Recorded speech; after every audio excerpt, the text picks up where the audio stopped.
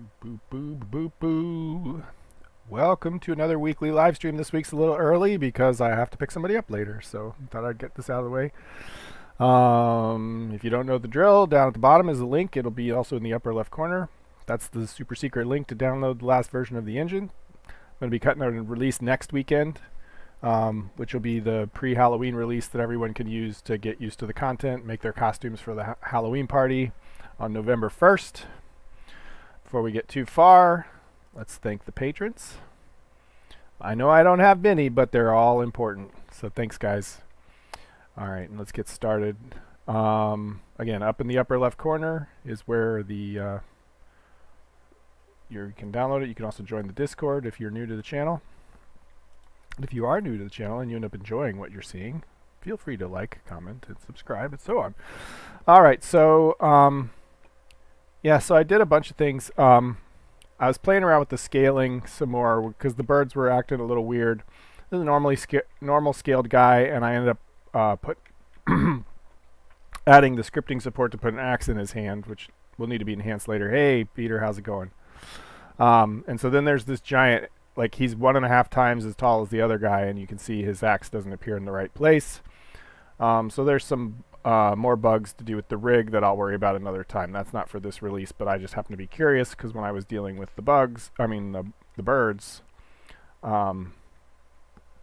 was curious. So one of the first things we'll tackle, I don't know if you can see, but when you see through the transparent parts of the shrubs here, you can actually look down into the world. That's why it's white. So that's like if our head was inside the thing, we're basically seeing through the bottom of the world. And so that's one of the first things I'm going to fix because it should be an easy fix. It has to do with transparency groups and things.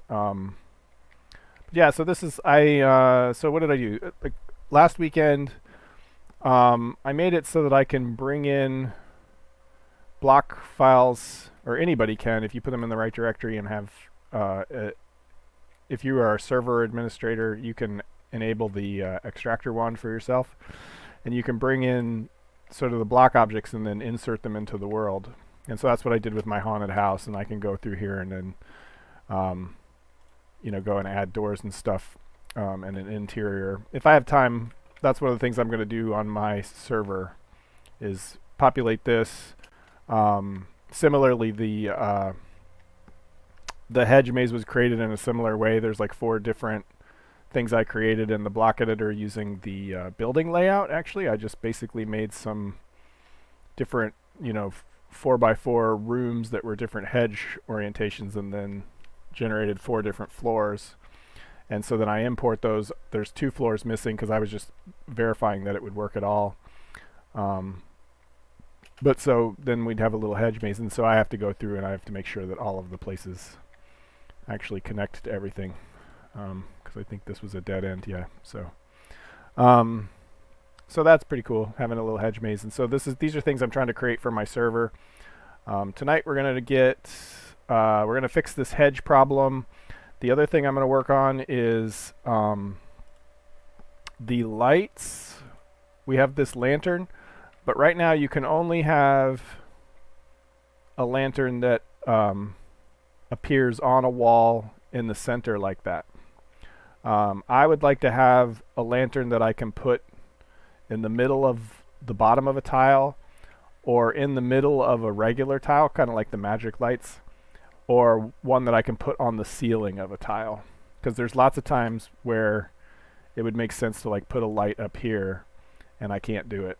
But anyway, mostly because I would like to have on the world server, the public server, I would like to have a path that goes from spawn down to wherever I set up the haunted house and the hedge maze and stuff, and I would like to have it lit by lanterns, and being able to put lanterns in the center of a block on the ground. And these are all real simple things to get done. And so we'll do those 2 things, and if we have time, we'll start adding the encounters for the birds. I have the butterflies turned off at the moment, but the crows are the right size now, and they don't fly yet properly, but that's something I'm working on, and I know what the issue is now. So I just need to I mean, they do kind of fly, but they don't fly up in the air to get to where they're going. See, he's flying. And then he drops like a stone as soon as he stops fleeing. Anyway, there's lots of stuff to do today, and I don't know when I'm gonna be able. Don't know when I'm gonna have to stop, but I should be able to go till at least 9. So we shall see. Hey Ron, how's it going? Yeah, we're getting there. We're getting there. Oh, and yeah, you saw before I added the. You guys saw before I added the. What is it? The colored, the magic flora. So I would like to incorporate that into, I think I changed the name to glow flowers, yeah, to be less specific. I don't want to imply magic. So I would like to have those be part of regular world generation to only appear where flowers would normally appear. If it's super, like if it's dark, like you're underneath trees and stuff, then there would be like a random chance that these guys would appear. I got that squawking bird running around. So anyway, these are just nice. So anyway, those are kind of the things I'm going to try to tackle today. Just lots of little things because I'm basically just trying to see how much I can cram in before I cut a release next weekend. And crows is my main development focus. Crows and birds are my main development focus right now. I did figure out why the crows weren't scaling correctly, so I did fix that.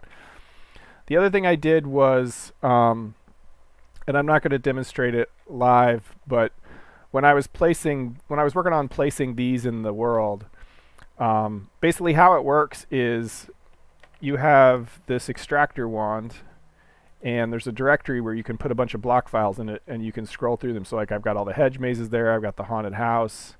I actually don't know what these are.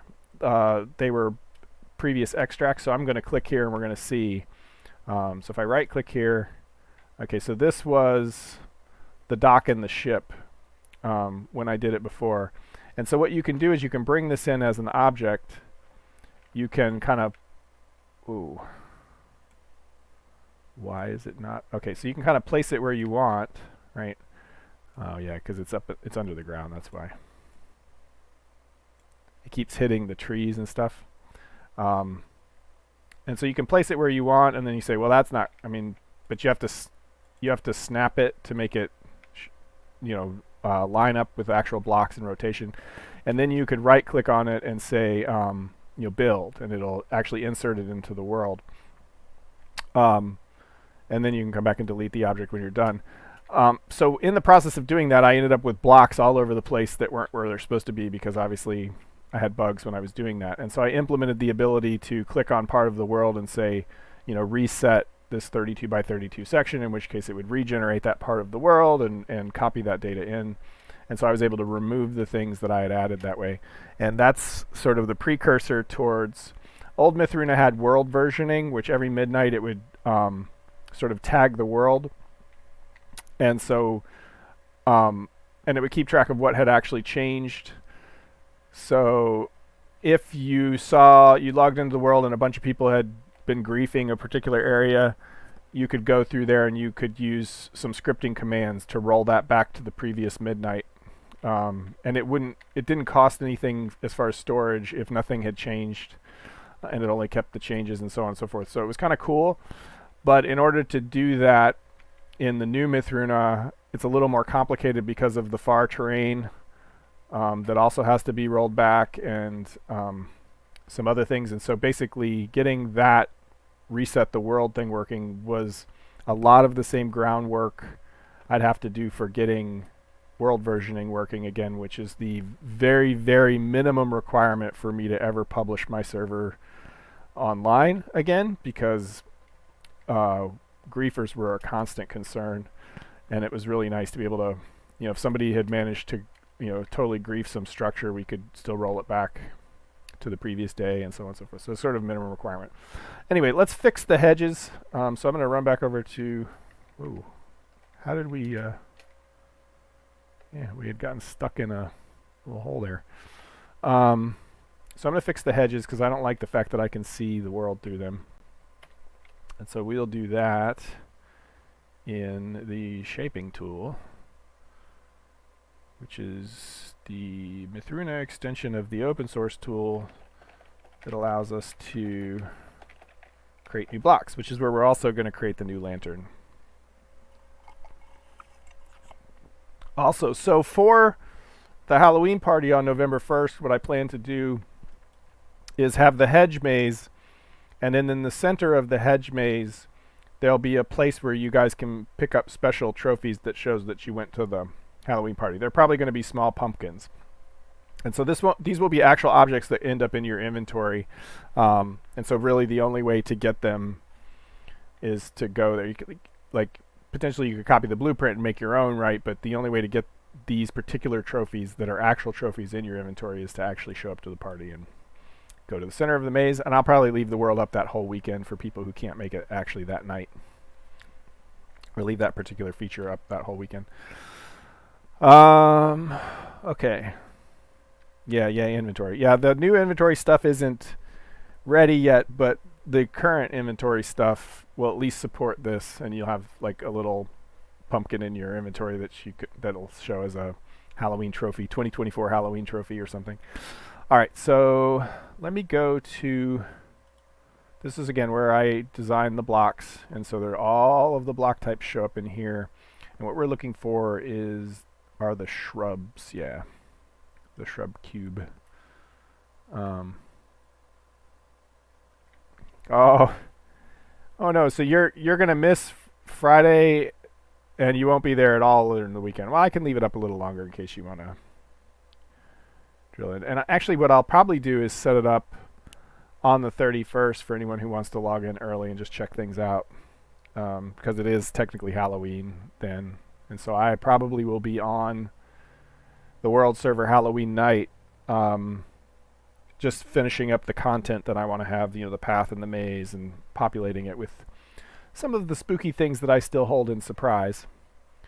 So we can see here already, like we can see through, like, I don't know if you guys can tell, but that green we see is actually this green background. I think I can flat shaded. Yeah, so you can see that green right there that we see is because this block underneath didn't render.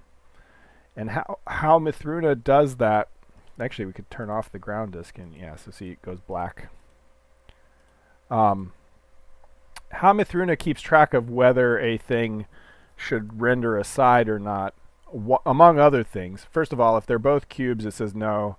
Because for example, if this was a angle, like now we can see the underlying block. It knew that it had to draw this surface because this underface was smaller than this one, so it knew it had to draw this one.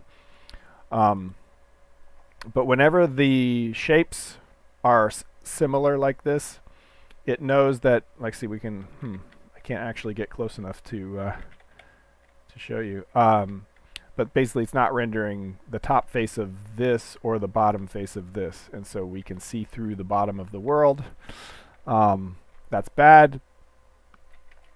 And so we will fix that by, so what I was saying is, but basically there are these transparency groups. And so when two objects are in the same transparency group, it knows that if they join up, it's supposed to be like that. Because I actually think, so there's the transparency groups that do it, but because this is a transparent block, it should probably have at least a little transparency. And so that could also fix it if one is solid and one is not. So I think if we turn this up just a little and then switch, nope, that didn't fix it. Oh yeah, because so I think I need to do that anyway. for all of these types just to make sure lighting and stuff works correctly. But the transparency group is also there because if you had glass, for example, glass is like fully transparent, but if two glass blocks were next to each other, you still want them to cull out those, Minecraft style, to cull out those interim faces. Let's see, glass cube. Yeah, so if there's two glass cubes next to each other, it won't render these faces. And actually this, yeah, so see, this is in group 1. And that's what I was concerned about for a second, is I'm not sure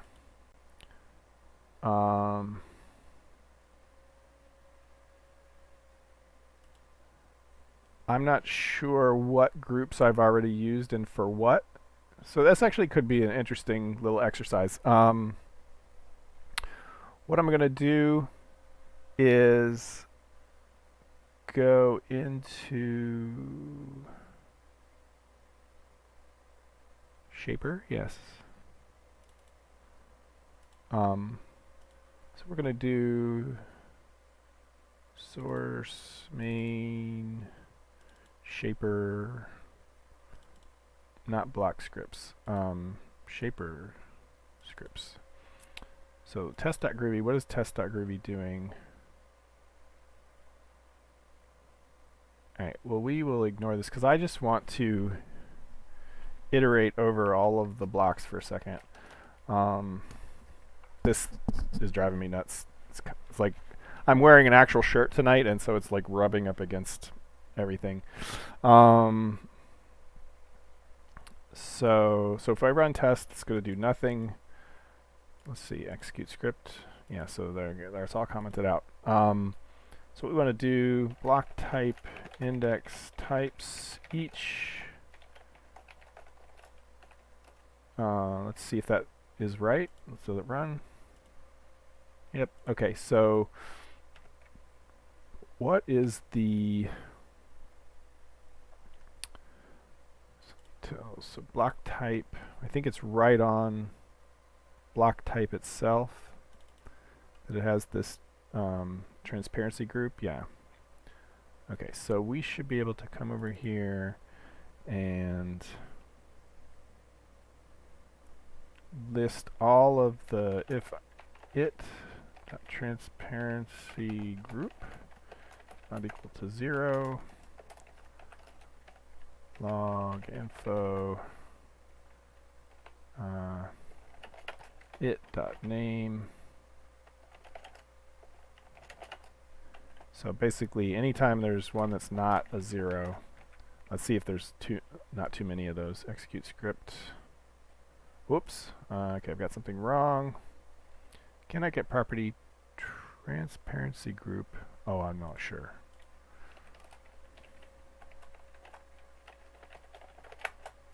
I always forget there's at least one null entry in the block type index. It's the 0 one. Okay, so... Oh, thatch roof has -1. Interesting.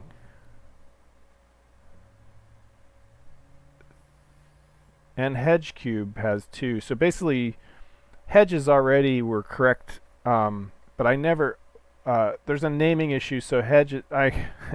when I copied things over from Mythruna, there were hedges or there were shrubs. I can't remember. And I decided I was going to rename them. But so I ended up with one hedge cube and lots of shrub shapes. Because I think that's what they were called in Mythruna. And I think I liked shrub better, so I kept it. At any rate, we're living with that for the moment. At some point, I'm going to go through and homogenize all of these. But now we know that the hedges already have their own group. And so we should be able to go in here. Yep. Oh yeah, you can see it fixing as I do it. Like you can see, like we can see through the world, and as soon as I put the 2 in, yeah, nice. Whoops. So we can just fix all of these real quick. Yep, we'll fix you too. We'll fix you too.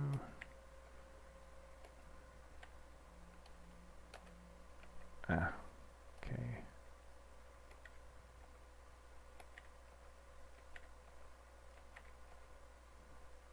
When original Mythruna was out, these were originally the tree leaves, because there were regular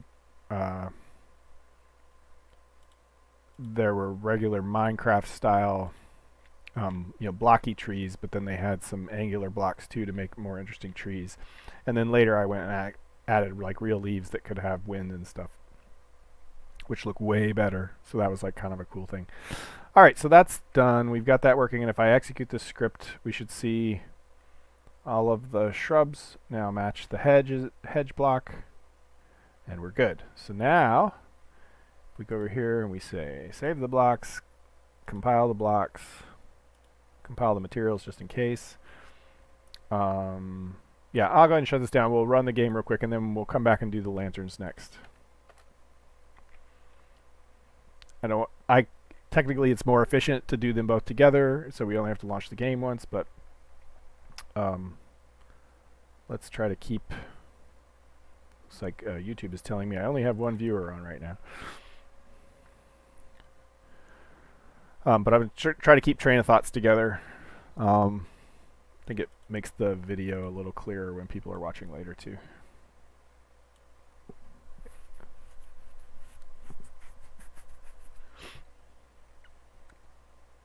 Someday maybe I'll go back and add chapter markers to some of these. Alright, come on.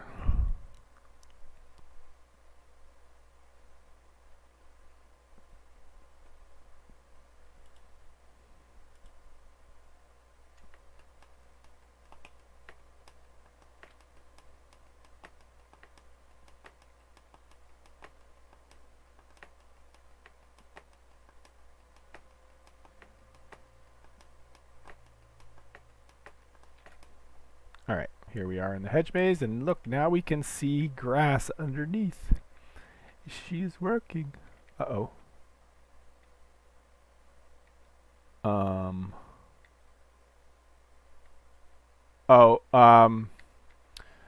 It's got to recalculate its masks. That's the thing. Oh, hello, birdie. He got lonely, so he came to see me. Alright, so what we have to do, I gotta fix that, is remove one of these blocks and re-add it. That should fix, yeah, so that'll fix that one. Basically all these masks need to be recalculated. Any hedge, fortunately hedges or shrubs aren't part of regular generation. So, as any new blocks placed would be correct. But these are all going to have old masks. So when you when the world is generated, or let me make sure we stay in the daytime. So when the world is generated, there or blocks are placed, it calculates sort of for each block which sides should be visible and stores that with the block type, so that generation of the actual graphics can be super fast. But that means that's cached in with the world, that this already knows that it's not supposed to be rendering that internal face until we place a block down, and then it knows because it recalculated that stuff. And so now if we went back to all of these, we can see we can't see through the world anymore, and then the maze would be dark and spooky like it's supposed to be, and so on. But this will fix itself when I do the maze for real in the real server world. Okay, so that's working. Next thing we want to do is make a lantern. I like the giant. So let's make a lantern. And first I'm going to go to my thing, because I had this as one of the things. Shrub blocks. There we go. Mark that done. Done. Did I put the lantern blocks on here? Yeah, I did. Okay, cool. And that'll be what we're working on next. So we go over here, run the shaper. I have to look up the lanterns and see what shape they are.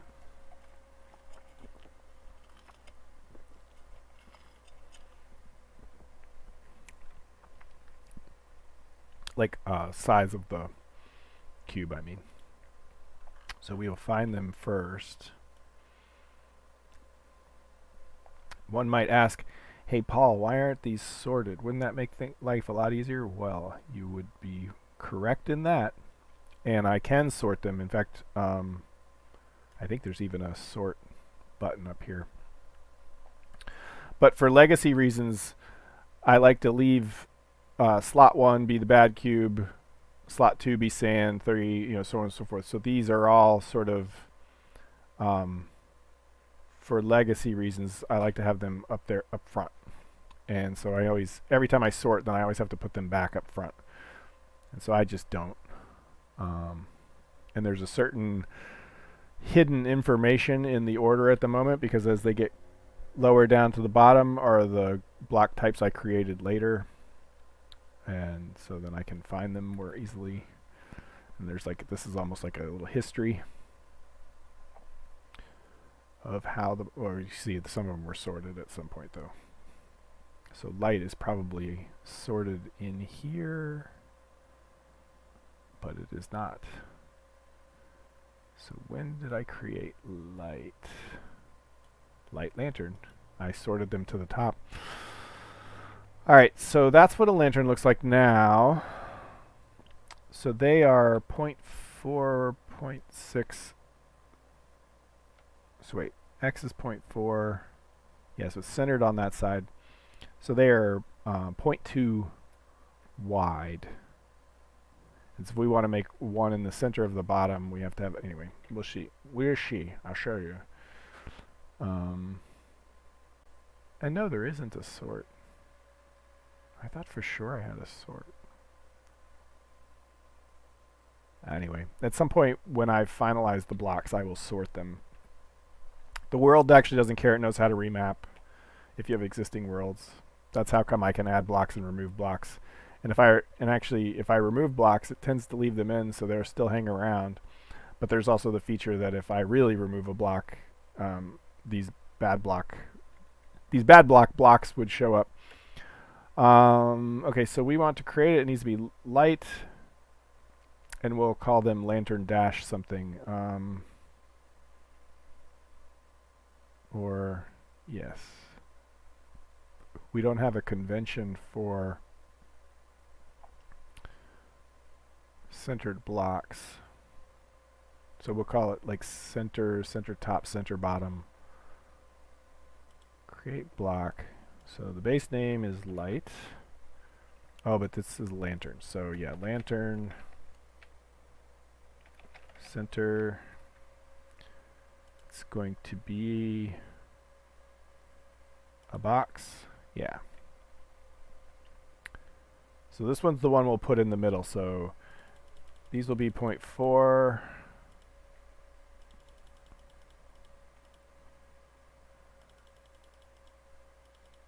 And these will be 0.6.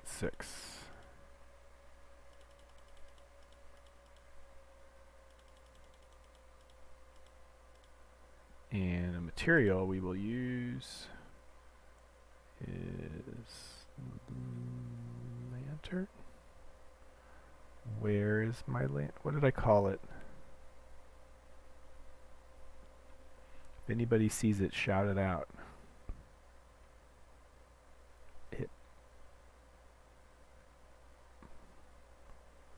Plain. Is it plain light? Oh, actually I can look over here, can't I? Plain light. Okay. Scale UV, absolutely. Okay, so this should create a block in the middle. Yes, it does. Okay, so that's one that's similar to the magic lights. And the reason I wanted to make this one is because the magic lights have they're centered, which makes them nice sometimes to use inside of block objects, because you know exactly where they're going to be, and some block objects get built around that idea. for example, if there was another lantern up here, you could create a post that went underneath it. You'd already know where it was. You center it in the middle. You're good. Okay, so this is good. We need to see... I want to look at this one again. It is 876 is the lighting. So we will go down to the bottom. And we will set the emissions to enabled. And then we will 876. There we go. So now it gives off light.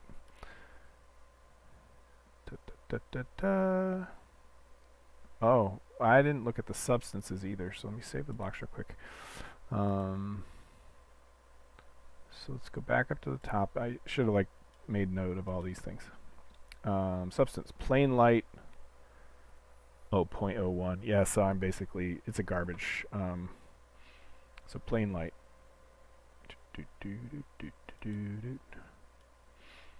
I could go back and set these later, but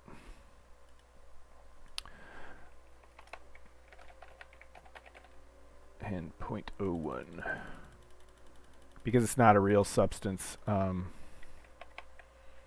I just gave it a marker. Okay, so save blocks. Now we'll make the one that's on the bottom. Should be very much similar. Light, lantern, down. It's a box.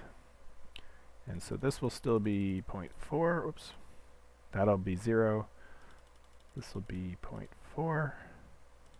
Oops, this will be 0.6. Oops. That will be 0.2. This will be 0.6. Oops. Gotta make sure to set it to plain light instead of... It's so much easier to set the material ahead of time, otherwise you gotta go through each of the sides and set it. Alright, scale UV, that's all good. 876 is the emission. 876, blink. And then we can add plain light. This might have been set automatically, in fact, based on the material. There was like an automatic pass. I was scripted to automatically go and set the substances, and if it didn't know what it was, it set it. I think that's what happened. Okay, so this is, so that's the bottom one. So sitting on the ground. Now we'll make another one that's on the ceiling. And if you run your own worlds, or this is the open source tool. So if you're ever using the MOS libraries that are available early access, if you're a patron, by the way, but it'll eventually be open source. If you are using those, you have access to this tool to make your own shapes. And the different types of blocks, some of these are Mythruna specific, like the thatch, I think. Some of them are included in the tool, and so you can make these different, and they have different parameters, and you can edit the materials file to set the materials and so on.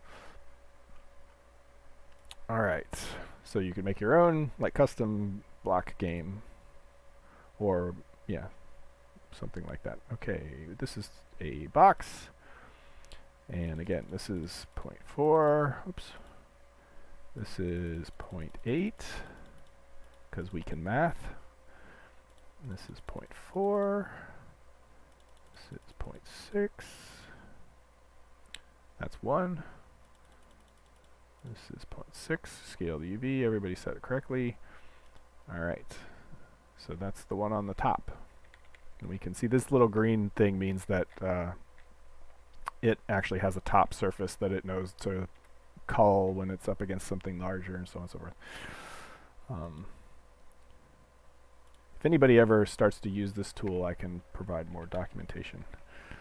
Alright, add. But mostly this is a game to support the tool, or the game. I guess tool to support the game, not a game to support the tool. Alright, so save the block, compile the blocks. Actually, we could run blocked to see that it actually works. Hey Max, how's it going? Glad you could join us. Oh yeah, I had to set like the screen size to super giant. I'm gonna stop this in a second. I'll show you because the when I was making the hedge maze, it had like a 10 by 10 grid of stuff, and so I needed to. See, that's like an example hedge maze. Yeah, there's a bug, and I actually logged this as a bug. I spent some time looking into it about why sometimes it can't find a particular block type, even though technically they're all. And so there's a bug in the general generation, which I'm glad I found because it's one of the reasons that Mythruna does not have truly randomly generated buildings is because of this issue. When I was generating buildings, sometimes it would be missing a part. And I finally figured out why that happens. And I know how to fix it, but it's non-trivial. But that's like one step closer to having real random generated buildings instead of just picking from a list of ones I pre-randomly generated. But anyway, yeah, so I was playing with the hedge mazes, so I had to have the screen set super big. So we're going to do this again, but I'm going to set it smaller. It's kind of fun. Because I almost did it again. I get so used to just starting the tool. But yeah, I'll show you if we go back to that particular floor definition. And, you know, I've been in detail about what these definitions mean in a previous video, so I don't want to go too deep into that. But you can see it's so big I can't get to the slot information down here. So even if I select a slot, I can't edit.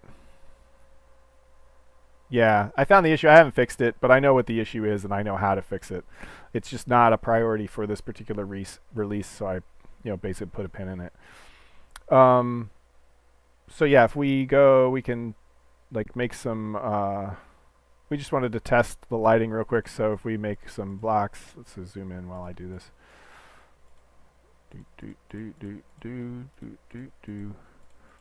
All right, so let's make some walls. Oops.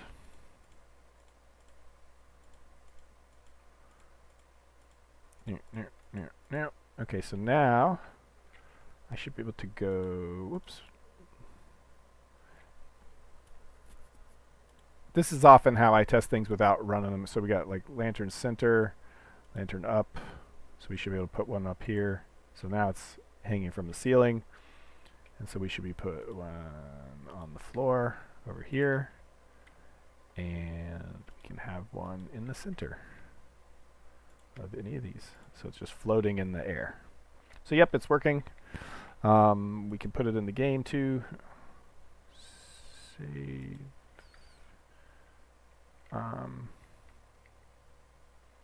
I don't want to save that, but I was thinking if I want to do anything else in Blockhead before we continue. But let's just check it out in the game real quick and figure out what we're going to do next.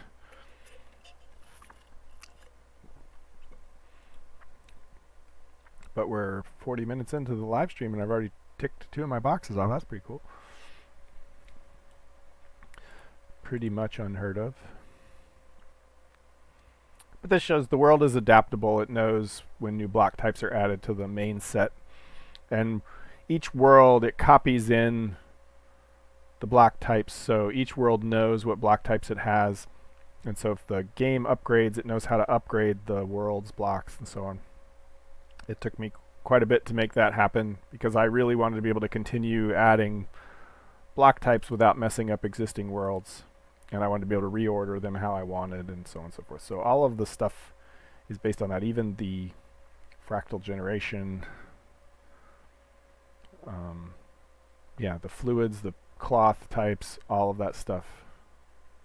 Materials. Tries to be backwards and forwards compatible. Because people invest a lot of time in their worlds, right? They should live forever as the game evolves, and they shouldn't have to worry about upgrading the game. That's the goal, anyway. Hello, birdie. Did you get lonely while I was gone? That's okay. You'll disappear soon. It's a little bluebird. Okay. Okay, so let's put some lights up in here. Am I... Yep. Okay. So... Light. Lantern up is already selected. What a cool thing. So now I can finally put lights on the ceiling. Oh my god, that's just awesome. There's so many times where I need to like put a light here, right? and there was no good way to do that before. And these are magic lanterns, so there's really no reason they have to be on a wall. The in-game lore for these is that they charge themselves up, and so there's like magic lighting, which is why they're not as bright as there's like some magic process that goes on in there that makes them light. They're not flames. And so if you had access to that, why wouldn't you put it everywhere, right? So it's going to be sort of a resource limiting situation where like they cost money, right? So you can't just pepper them everywhere. But that's my answer to, because like I want fires to eventually go out. Like if we had, wrong button. Like if we had torches would eventually go out. If you had anything based on a fire, like a fireplace or whatever, this fire will eventually burn itself out. That's the idea anyway. And so in game, I want to have reasons for why you can have lights that last forever, or effectively so. And there may end up being some limitation on this particular type of light, like it needs to be, I don't know. We'll see, because there's a magic story behind it, but I don't want to get too deep into that. In case my magic system changes at some point.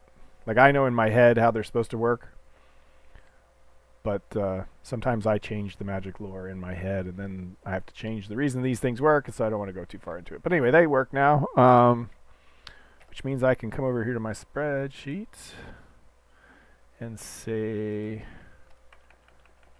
where did it go? Yep. Done. Okay. And we come back over to here where I kind of like had a little thing I was keeping track of. Done. Yeah, okay, so we just mark that green. There was the other one, which was the broken shrubs. I guess I didn't put those in here.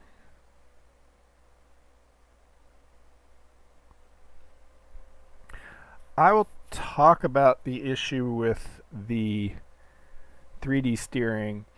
If you remember from the last live stream, when I gave everybody 3D steering, like the birds, especially the Gafen, would start to like lean back, and actually, they would start to lean back and eventually be looking at the sky, and the dog would like start looking at the ground, and I found this comment in the code, of course. I leave little gifts for myself like that. This is the agent movement input. This is like if they're pressing a joystick, this is how far they're pushing up, down, left, right, so on and so forth. But I say here, if we ever have separate movement and look direction, and that's what the issue was. I talked about how the steering worked, where it projects, like if this is the 3D version, we're looking at it from the side, it knows an object's up here, and so it knows it needs to rotate up to see that object. But the problem is that mobs are set up so that they always are upright. And so the steering system said, like if we had, say he's a Gafen, right, or a bird or whatever, the steering system said he needs to point up. And so we would tell the physics system, hey, lean him back, but then immediately we tell the physics system, nope, put him directly upright again, because mob characters are always supposed to be upright. So I need to keep track of a separate movement and look direction. And this is something that I needed to do anyway. And so steering would be based on movement and look and so on. I've got to sit and think about it, which is why I didn't want to like try to tackle that in the live stream. But essentially that's what needs to happen in here. Like I was changing the actual body orientation with this pitch value, and then there's something in the actual physics driver for these mobs that resets that pitch so that only ever yaw left-right rotation works. But because this is keeping pitch separately, it was constantly increasing pitch because it tried to rotate to see that, to point to that thing, by setting pitch to a certain amount, but pitch never got reset. But this does get reset, and so next time we came through, pitch was already up, but because of the way we calculated based on body orientation, it would try to turn us up again, and so we would end up rolling over upside down. So I need to keep track of the movement direction and the facing direction separately. And I'm not exactly sure how I want to do that yet. Like, I know what needs to happen, but I'm not sure of the names for things and how deeply that penetrating that needs to be. Yeah. Yeah. Well, and it's more than the mesh under that, right? So, yeah, the physics, yeah. There's two ways to do it, right? You can have the physics body face anywhere, and then you always make sure your mesh is facing up, or you can have the physics body always face up, and then you make the mesh adapt.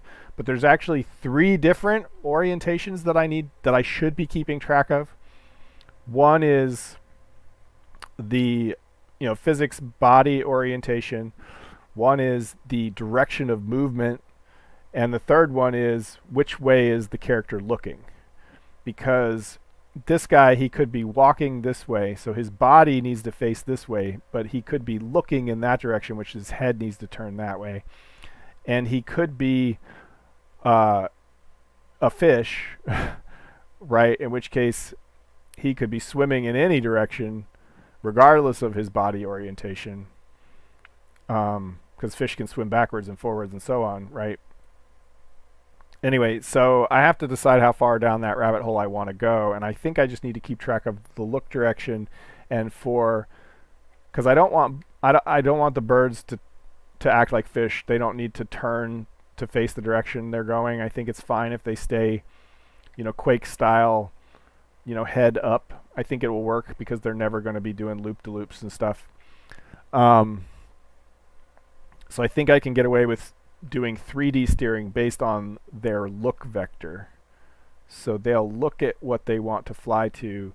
The body orientation will be how the physics body actually orients itself, but the look direction will be used for, where am I actually flying, which is okay for flying things. It's not okay for walking things. And so, again, I put off problems till later, trying to solve the short-term problem. But that is entirely my non-live stream focus over this next few days, is getting the birds. I can actually add one back. Is getting the birds to behave correctly. This is not the same bird. This is yes it is. It's a little cardinal. And there's other issues. I have to scale the movement to the animation appropriately, because they kind of look, I think they should move slower and hop slower. Uh-oh. You end up down in a hole. So, yeah. So, again, because the bird, if I run at him, run at him, and he goes, come on. How come you're not afraid of me running at you? Shoot. There we go.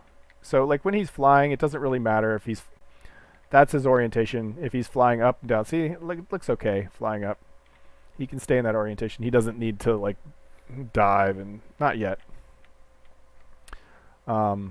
But yeah, and so then eventually I'll have to resolve the issue with those 3 different directions. I found another issue that NPCs can't make actions like a player, so to equip the axe was also quite interesting. I had to hand code it rather than just say, hey, equip this guy's inventory.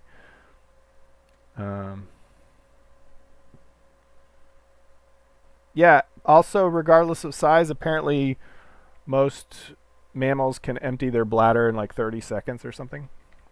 I mean, I suppose it depends on the current quality of your prostate, but no matter whether you're an elephant or a mouse, it takes 30 seconds to empty the bladder.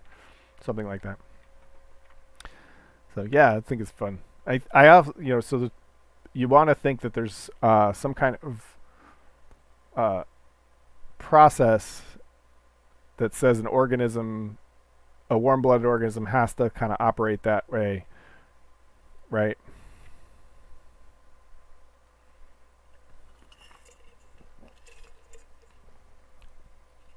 Like there must be some, biological reason that you must be able to empty your bladder in 30 seconds kind of thing.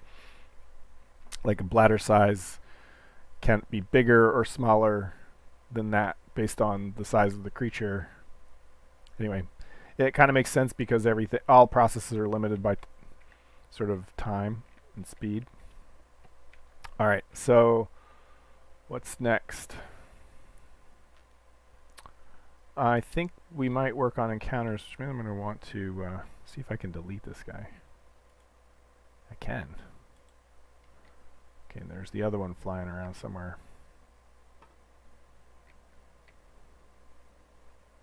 Anyway, he's long gone. So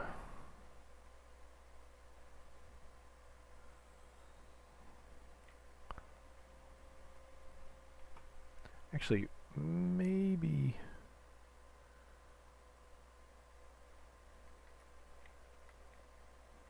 I was gonna say we could also mess with the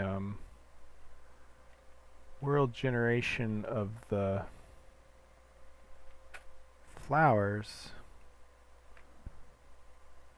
the glow flowers,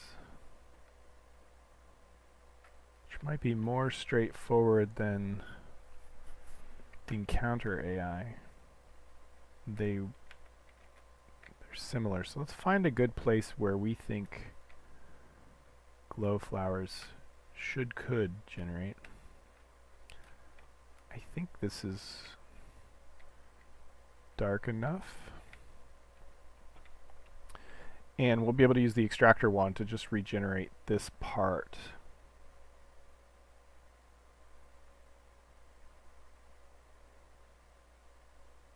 So yeah, let's work on that.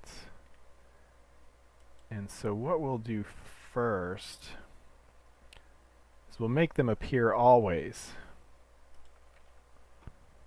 And then we'll work on frequency. So I like this idea.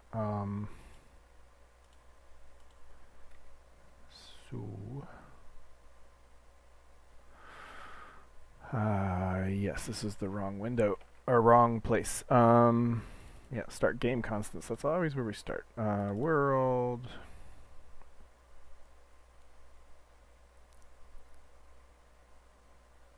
Problem is I have a lot of these that are duplicate. They don't actually do what they say they're going to do. Fractal terrain, no, it is...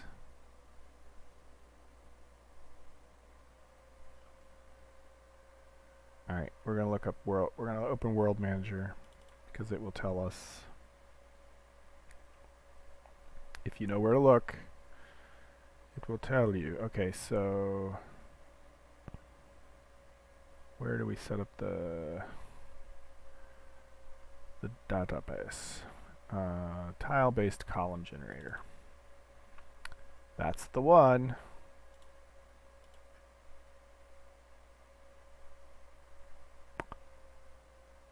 Or is it tile columns? So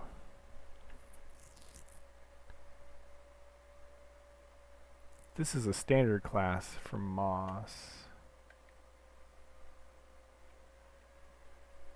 So it's really base column processor that we want. Yeah, that's what it is. Okay, now we're in the garbage. The world generation gets rapidly into weird special case edge stuff. There's like more art than science kind of situation.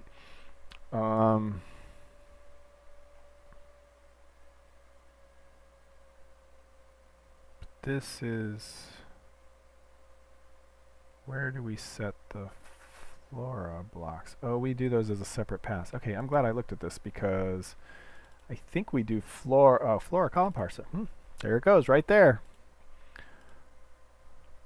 Ta-da! All right, and so we will have a special case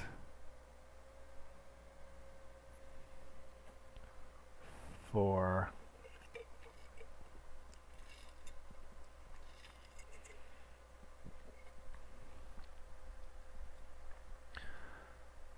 so this is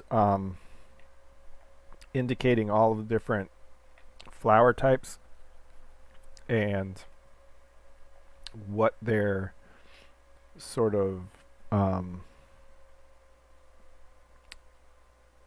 believe it's moisture level, or there's basically some part of the fractal that says how well a plant should grow here. And so we decide, yeah, we're going to put flower 2 here, but if there's not enough water to support it, we just get low grass kind of thing. Something to that effect. But these are going to be out of band, special case. So I need to look down here and figure out how we're doing this.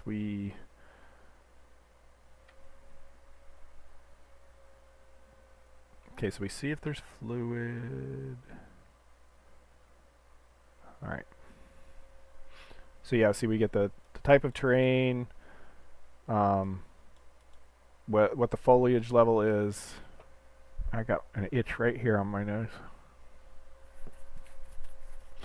Whether it's frozen, whether there's fluid there, so on and so forth. Yeah, so there's blah, blah, blah, blah, blah. Lots of comments for myself. So we get the biome. We say if it's sand,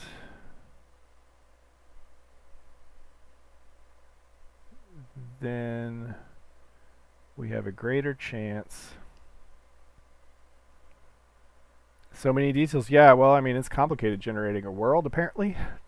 Just ask Slartibart fast. Hitchhiker's Guide to the Galaxy reference there for you.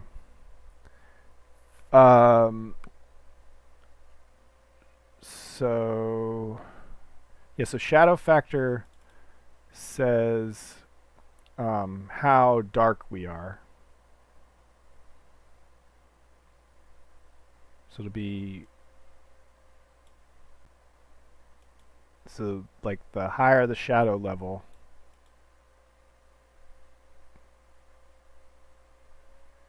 interesting. If light is greater than or equal to 0, okay.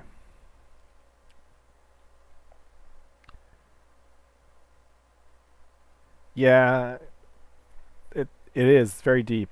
I've been thinking about this stuff for a long time. Block World simplified a lot of the stuff I used to do, because at least now we have discrete little quantums to work with. But I still think of it in continuous ways, which is why it really bugs me that sort of the discrete nature of the block world and the fractals ends up with those strict climate lines where, like, for a mile you'll just see that it was snow over on the left side and now it's dirt on the right side, because there's no gradient in between. So type suppress plant types. So we suppress plants when it's in shadow. Alright, so we picked a biome. If the roll is greater than the chance, then we are going to put a plant here. And plant type get chance. Plant type is the biome get type for a plant selector. So we figured out, based on the fractals, which of the plants we want to use. And then plant type decides. Yeah, so we could build into plant type. Maybe some flowers can never be glow flowers. So we could build it into plant type. So it's got levels.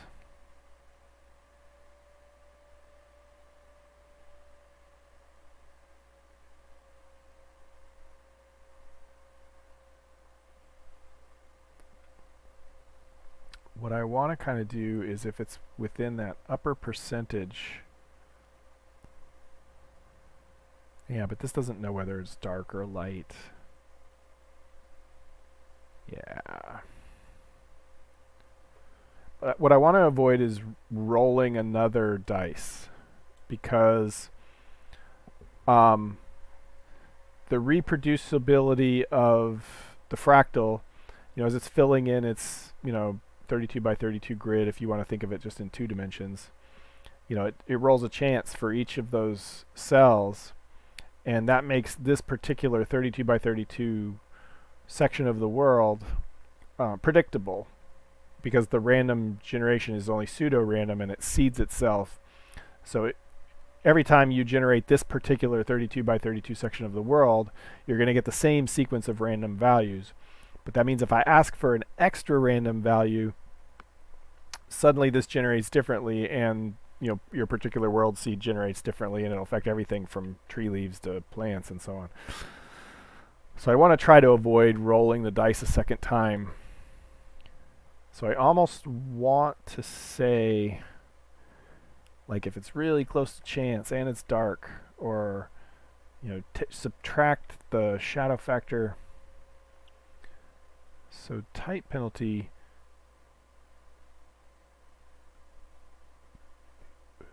Yeah, so see, sometimes we put dry grass under the trees. So shadow factor is definitely a 1.0 is maximum shadow.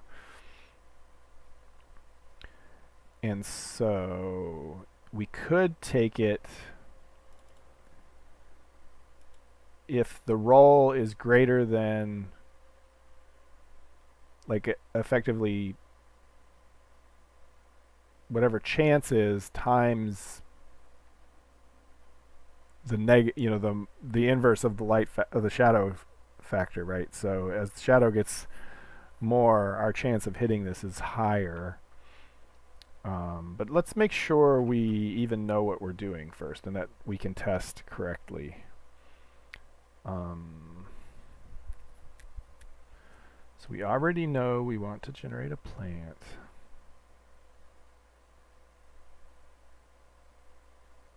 And it's dark. So let me... Oh, so I've got these tests that I could use. Do I ever use these for anything? Nope, I set them and don't use them. So let's just add another one real quick.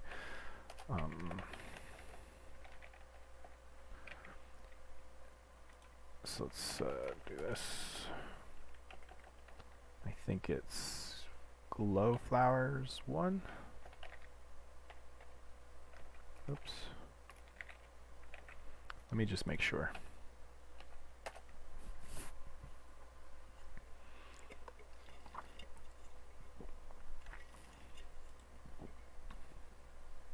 And I'll real quickly try to walk through the Flora algorithm with you guys.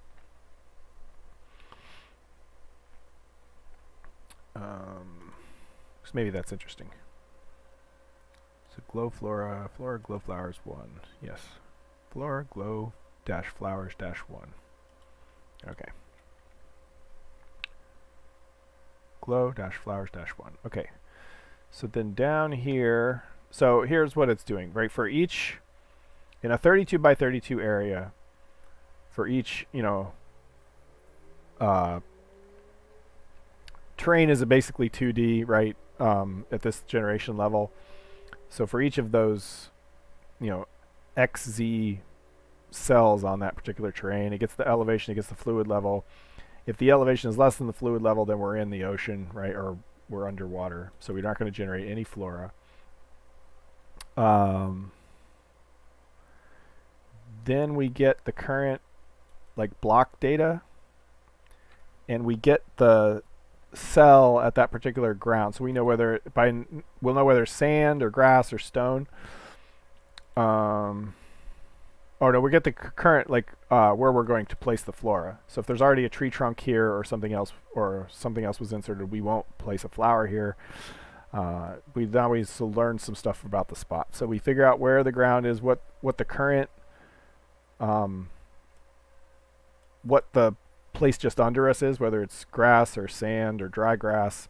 If there's nothing there, yeah, that we're hanging in midair, we don't do it. So now here's the fancy stuff, and there's a whole long description about what this is. but the type says what type of thing is supposed to be here in the world in a 2D map. And so, the base type, and there's so the type has like a bunch of things packed into it, and there's a terrain types class that talks about that. Yeah. So, like some bits are for whether it's sand, dirt, different kinds of stone, or ice. Some bits are for how much, foliage level there is. 0 means like it's dry desert, how wet it is, whether it's frozen or not. These are all things packed into that base type. And so we know these values coming out. And this is, I copied over logic from how we decided what those types were based on the fractals, just because sometimes that's useful. We pick a biome based on the ground type. So the ground type is that the actual cell, whether it's sand or dirt or grass. And where did I set the biomes up? Yeah, so here, biomes. The sand type has desert grass, desert brush. These are like the randomly pickable plant types. And so when you see, this is a trick I use. It's sort of like the ham-fisted way of adjusting frequency. Like if I want desert grass to appear more often than desert brush, I'll put it 3 times in the list, and if we randomly pull one out, we're more likely to get desert grass than desert brush. So it's kind of like a bag of stuff, and we're going to pull out one of the random ones. The more times something appears, dry grass appears twice, dry brush appears twice, they're going to be somewhat more common than each of the individual flower types. I don't know why I do 4, 1, 2, 3. I don't remember. 4, it doesn't really matter, but I think 4 is the combination of the others,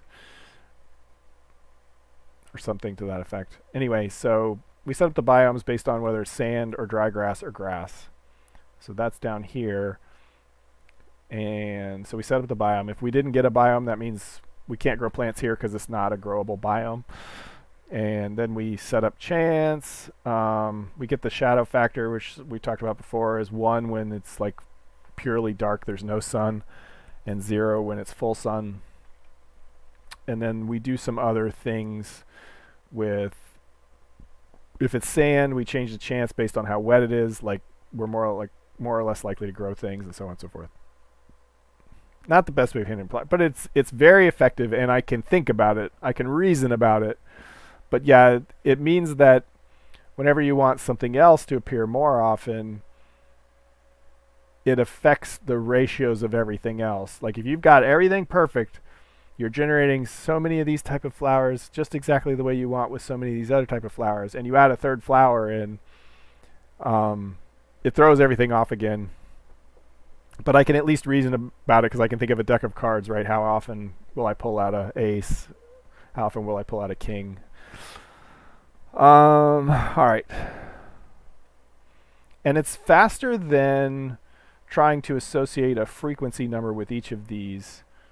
Like the math to pick one of these is really simple. You get a random value between 0 and the size of this particular list, and you just pick one. You use that to index into the list. Whereas trying to pick based on frequency doesn't really change it. Just makes the math look better, but it's actually slower. All right.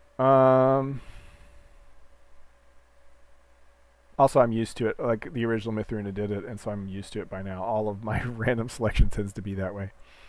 So yeah, so then it uses this stuff. It like adjusts the chance based on, so like what's this thing? It says if the ground type is sand, in the desert, chances is ultimately determined by wetness. So whatever chance factor we had, which is based on for this particular XYZ, what does the fractal say? What's the growth rate of this particular tile, which is based on climate and some other things, and a fractal of its own? And so regardless of that, we're going to multiply our chance by whatever the wetness is, because in the desert, if it's really dry there, it doesn't matter what we said from the growth fractal, nothing's going to grow there, and so this would end up being 0. And if there's any wetness at all, then shade will make things more likely to grow. In the desert, something underneath shade is more likely to grow. But you can see how this is all a little fiddly. We're adjusting the chance that something can happen based on logic that's very, very fiddly. But that's, again, the art versus science. All right, so we've picked out what we call test 5 is our glow flowers. So down here, we should be able to say,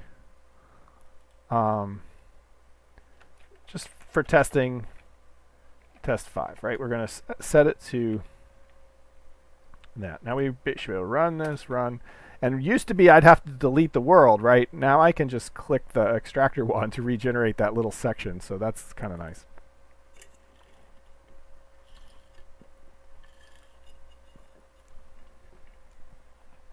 And so far, no message from my kids, so live stream can continue. Yeah, my oldest child, she was going to DC to do like some ghost walk thing that ends at 8, and then they're driving back to the community college, and that's where I'll be picking them up. But that shouldn't be till like 9 or 9:30.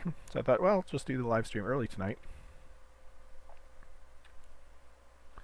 Yeah, but is it more? Yeah, but I mean, again, in a pie chart, it's the same. It ends up being the same, right? You're setting percentages. When you increase the size of one pie slice, it decreases the size of all the other slices.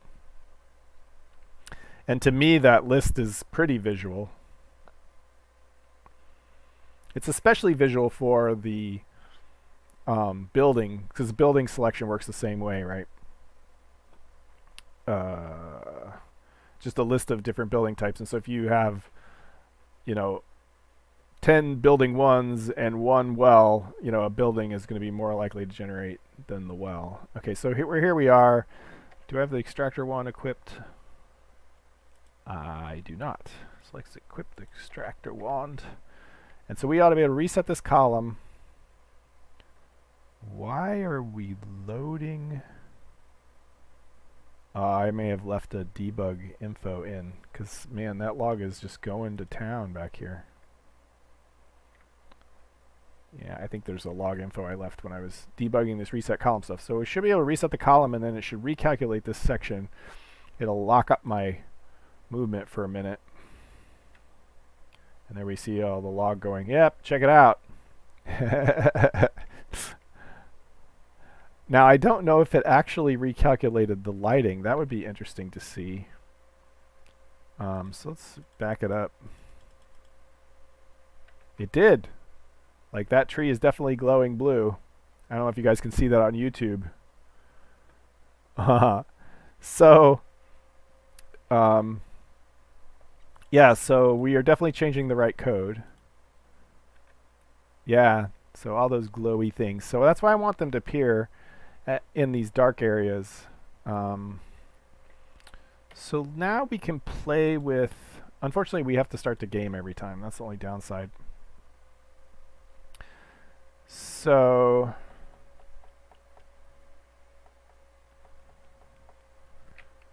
now we can play with the chance stuff.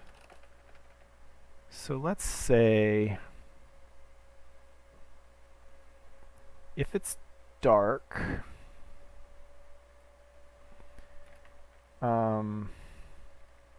let's set glow chance equals chance times 1 minus shadow factor. So that, whoops, change, chance, not change. So let me think. Shadow factor. Yeah, so basically when shadow is full, so when we're in full sun, chance will stay the same as it always was. Oh wait, roll is greater than chance. How much greater than chance is it? Right. Yeah, so actually glow chance is not chance.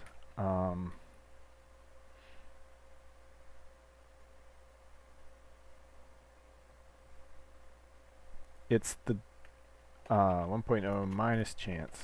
I want to, where's my whiteboard thing? So, come on. So if you imagine, you know, here's 0, and here's 1, and, you know, we've calculated some chance, and I dice roll, and the dice roll's down here, I don't generate a plant at all. If the dice roll's up here, I generate a plant somewhere in here, and I pick the plant based on what the dice roll was. And what I want to do is, yeah, and it's supposed to be that these are less likely than these, but what I want to do is pick a portion of this that expands or contracts based on how dark it is. I could just do it from here. So if your dice, so if, like, there's a shadow factor, right? And if your dice rolls in here, then you'll get a glow, and if it's anywhere here, you'll. It doesn't really work though, because that basically blocks out a whole flower type. Because what happens is this get type for the plant is just, again, just picking an index here based on this. Yeah, so we assume this is 0 to 1. Do we? Get type based on chance. Oh no, it's based on the chance factor. Yeah, so higher chance. Yeah.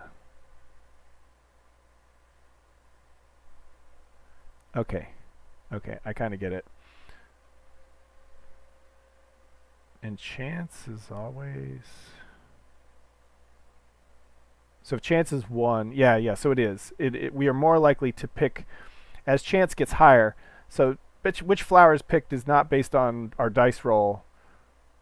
Which plant is picked is based on where chance fell. So if the chance to get a plant at all was up here, let's say we had, you know, plant 1 up here, or plant A, plant B, plant C, and plant D. So if the chance to get a plant at all was up here, we're picking a D. If the chance was down here, we're picking a C, and so on. And so we could make it so that if the chance was up here high within the D, then we would pick a glow. Yeah, so essentially these rare flowers would be less likely to appear. This D should be like a rarer flower, right? The chance has to be high. And so if we like start carving away at this end based on darkness, then that means we're like lowering the chance of this one, and I kind of wanted it to be any flower could turn into a glow flower. I might not be able to get around.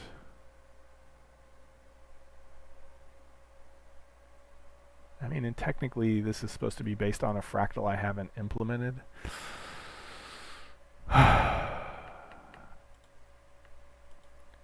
So,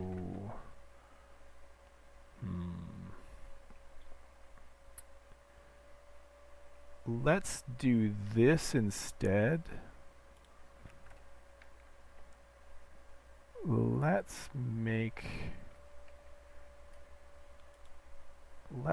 So chance is 0 to 1.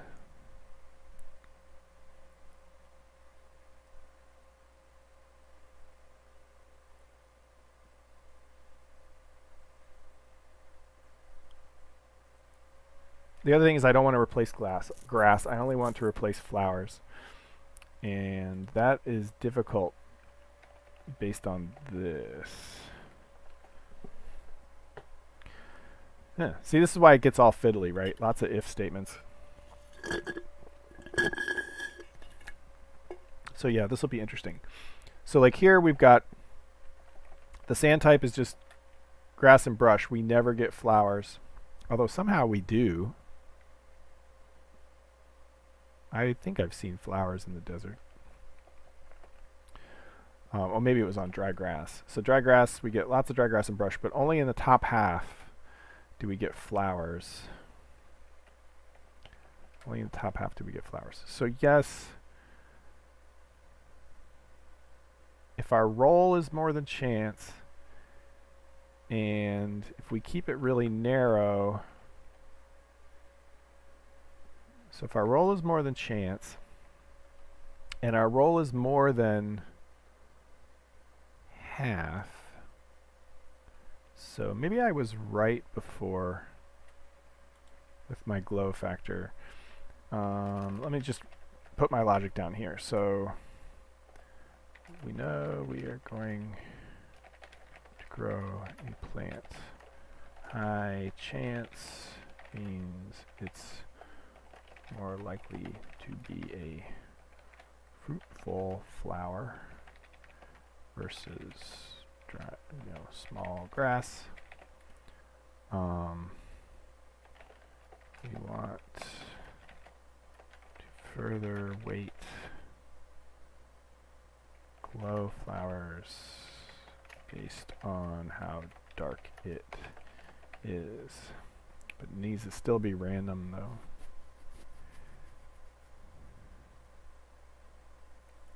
Anyway, so this may require another fractal earlier than I wanted to have.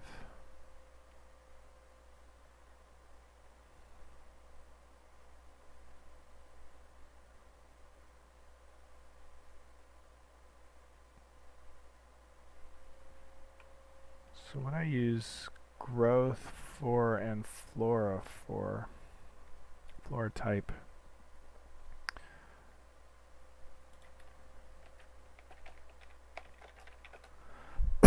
excuse me. So plant selector, what kind of plant should we grow? Alright, so that's how we decide which of the plants from the biome to grow. I see, I see.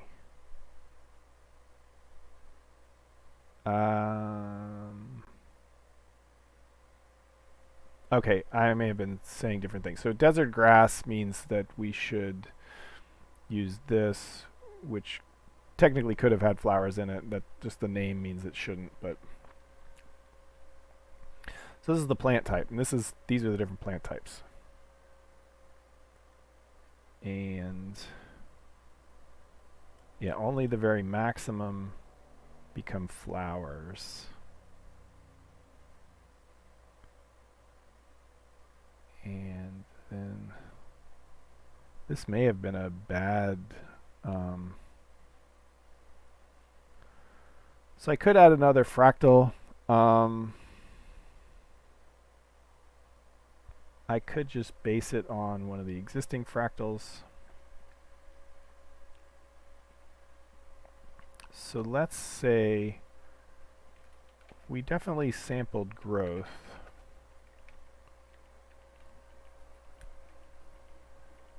Right, so there was the growth sample. Oh, yeah. So let's maybe growth chance.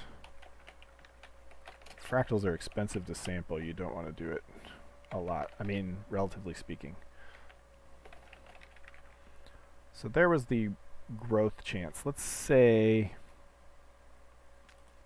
let me just see what it looks like if I say if chance is greater or is less than growth chance or greater. Wait.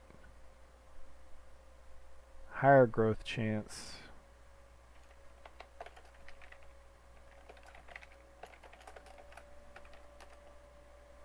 That would have lowered the...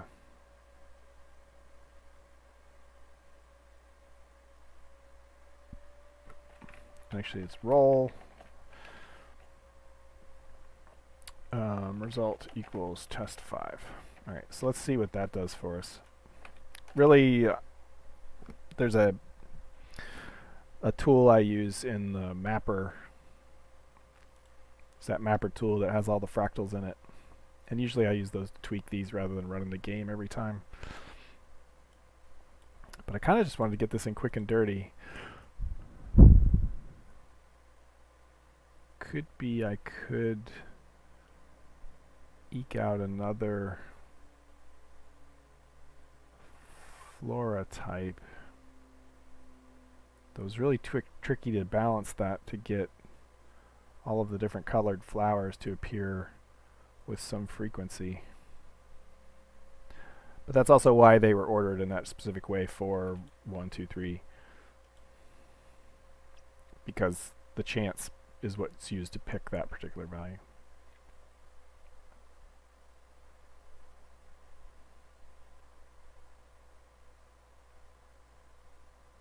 Alright, so we should be able to regenerate this.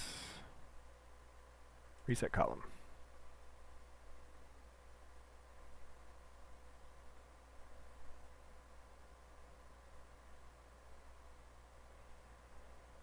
Alright, so we definitely got more. And I want it to be rare based on the darkness level. So let's try. So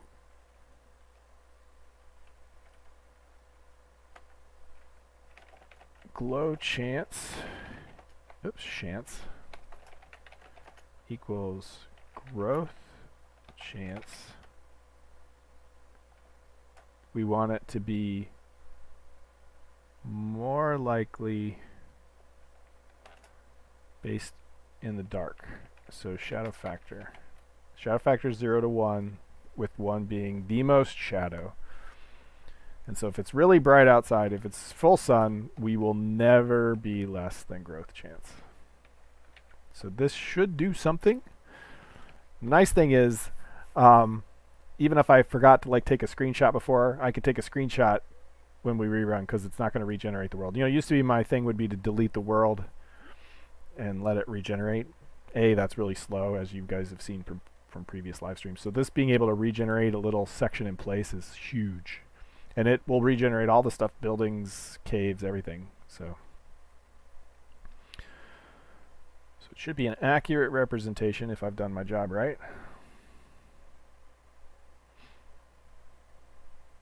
And it will be very cool for server admins who've decided they did something weird and they want to just reset that part of the world. It'll be very useful. As a server admin, I feel that will be very cool. Like on my server world, if I mess something up, it'd be nice if I could roll it back. Just don't click accidentally. Alright, so like we've got this looking right here, like right now. So let's take a screenshot and then click. And let's see what happens. We may not see any at all. I'm hoping for just a couple, really. Oh, it looks like no change. That's not right either.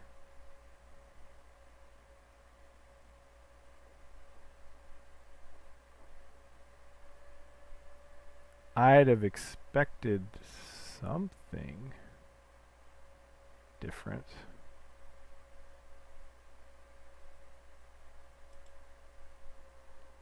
Like, we're definitely resetting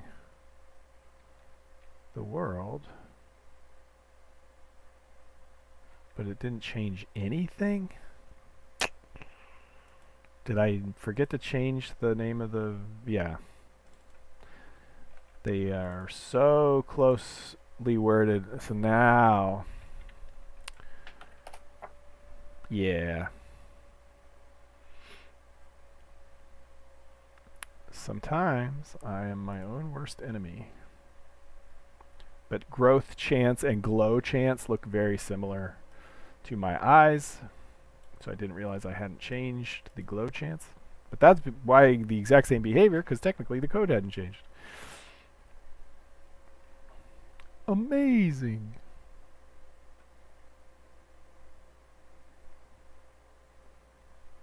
Come on. You can do it. Come on.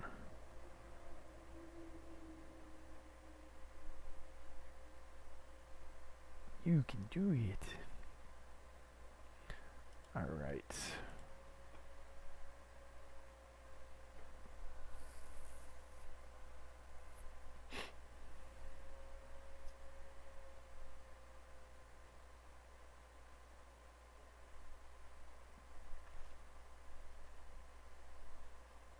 He's so pretty. Let's pause. Time. Okay, let's try again. We'll make a screenshot. And then we'll reset the world. Think. Let's see a bunch of logging go by. We should definitely see a change of some variety. Yeah. Okay. So definitely changed. Do we ever get blue now? I mean, this may be okay because it's not particularly dark, but I would like it to appear at least here.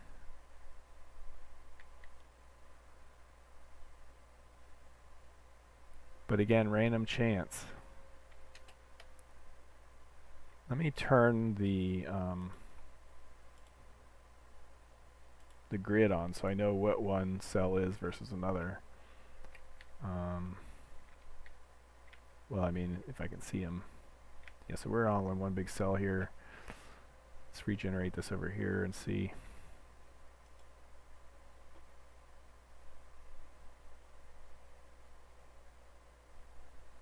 Oh.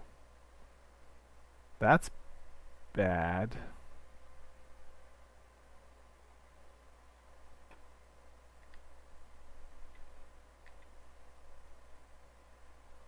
It generated a lot more flowers than used to be there. Okay, so we should pass by. Okay, let's try over here. Something is messed up. Oh, no. I don't know.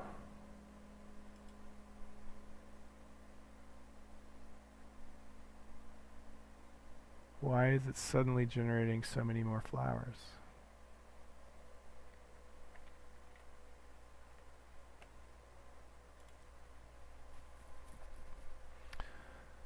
So what if we just say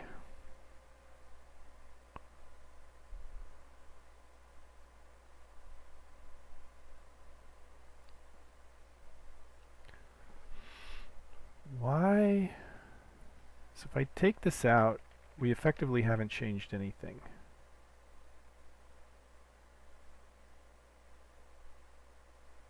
Right? So maybe my reset script isn't working correctly. Let's see. Yeah, N flowers. Too many flowers.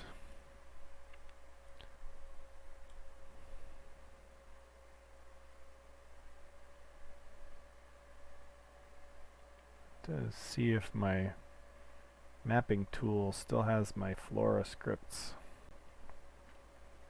set up.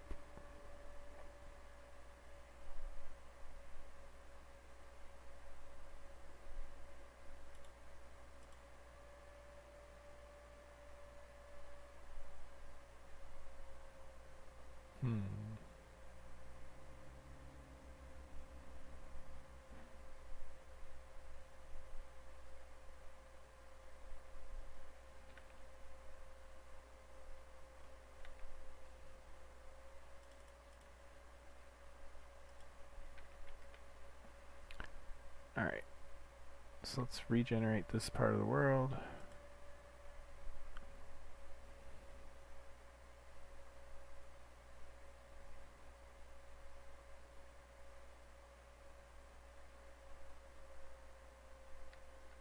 Yeah,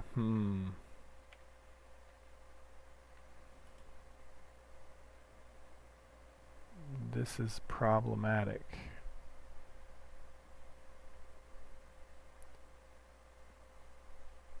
So, or maybe it had removed flowers when I generated it before. That doesn't make any sense. So this is a column that's far away from where we were before. Let's try it here.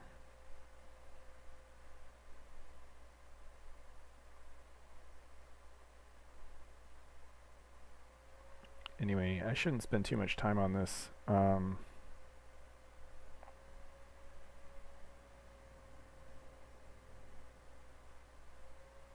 Yeah, so these are all like regular. Okay, let me turn the... So it could be that when I messed up, or maybe I messed up those before, and now they're right, with lots of flowers.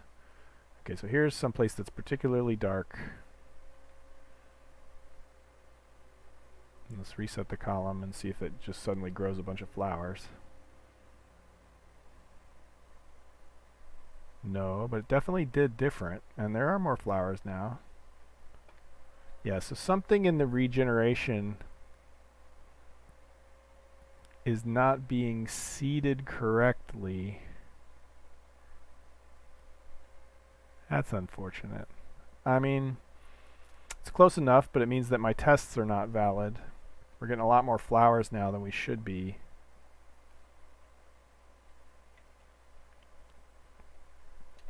I think for now, I'm just going to make it so that if this said a flower would generate in the dark, like less than half sun,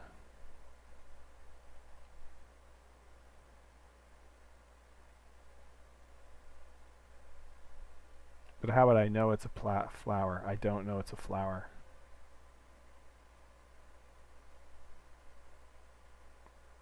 So,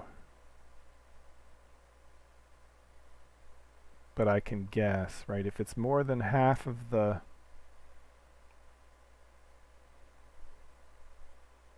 then it's probably a flower or close to it. Most of them have flowers in the high register.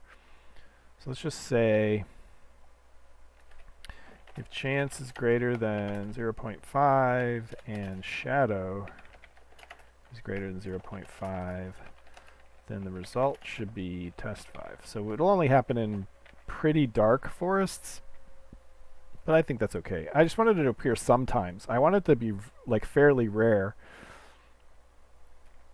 And eventually there's going to be like magic energy fractals that will control this stuff, and that's like beyond what I want to get into now. I was just kind of hoping it would, like this, like there's so much of the world that's like fake generation in my mind because it's like not taking certain factors into consideration yet.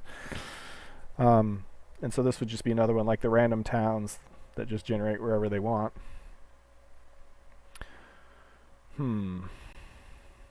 I could have started a new world with the same seed, but we are quite far from spawn, and I don't remember where we were. And somewhere I had a tool that would tell me how dark it is where I am. Is that the test tool?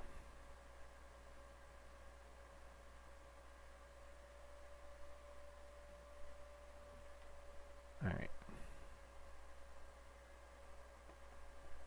Well, it's really dark here, and I don't see any glowing plants, so... Alright, so let's resume. Alright, so... is there something that tells me what my current light level is? Does the test one do that? Climate info will tell me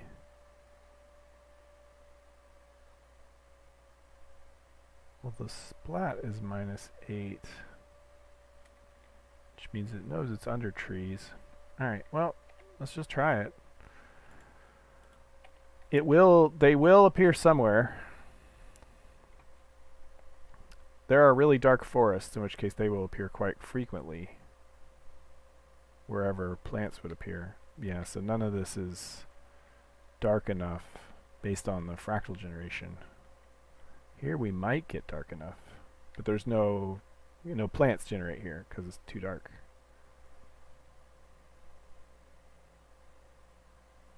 Anyway, it was an idea. Yeah, so I may need to... Uh-oh, YouTube is not responding. This is very dark here, so maybe if we just say if any plant was going to generate, and it's that dark, what happens then?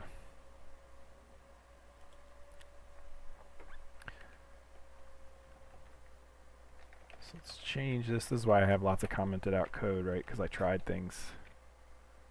Let's make it 0.25. So this just becomes... I hope you guys can still see me. YouTube is telling me that it's not... okay, it's not receiving enough. It's receiving something, right? So yeah, we're still... according to that, we're still going. Alright. We see you. That's good.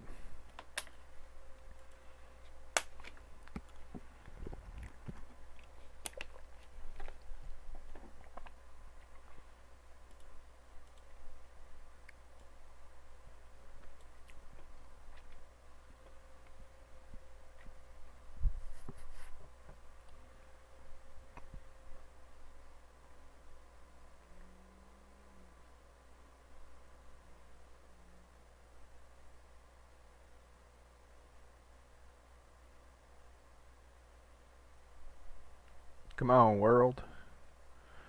There we go. Okay.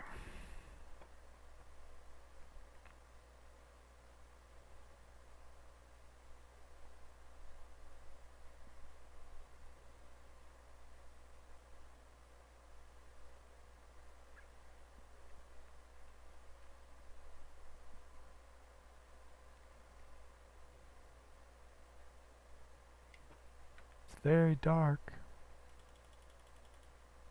In the dark forest.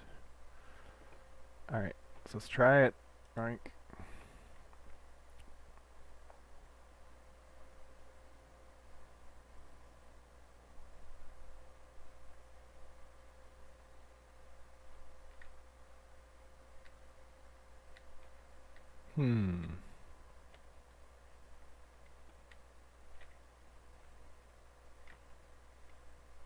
Alright, that's not cool. I expected something to be different. Like here, we've got quite dark.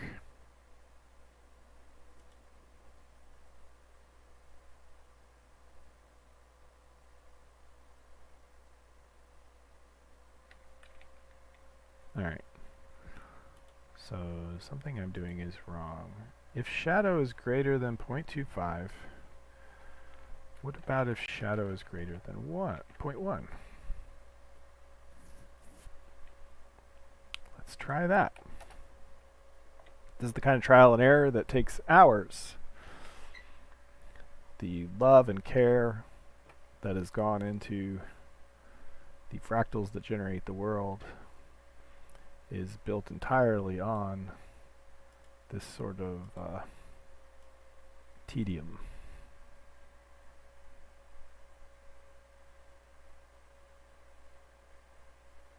And again, sometimes after like an hour of this, I'll resort to using a more visual-based tool like the mapper tool. Just sometimes it takes a little bit to set up. And sometimes I hit on gold real quick.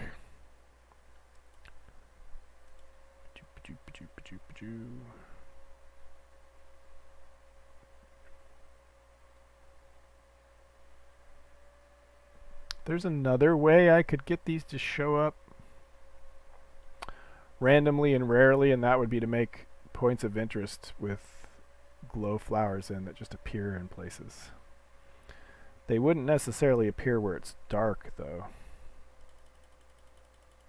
I don't factor that into the building placement. Okay, let's try again.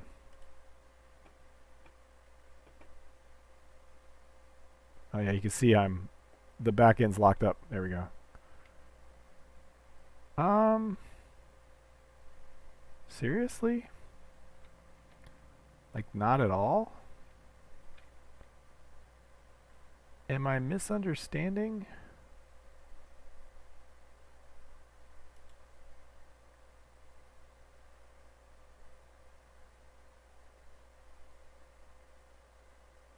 If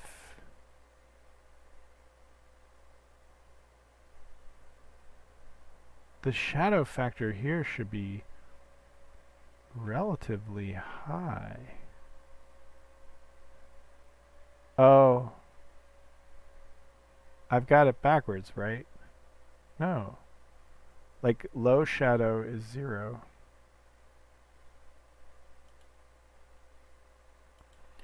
What I could do is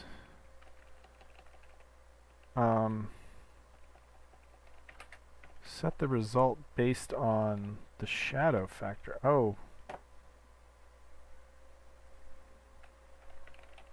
No, it's not shadow. Shadow is not the number we want. Shadow is the raw 0 to 15 value. This is the problem.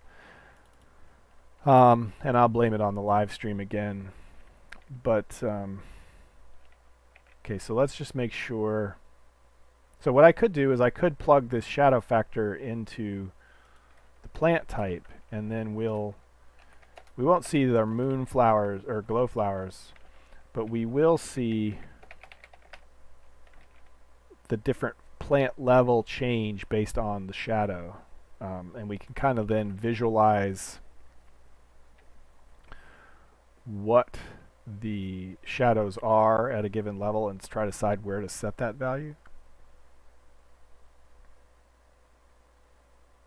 Hopefully you'll see what I mean now that we're using the correct value.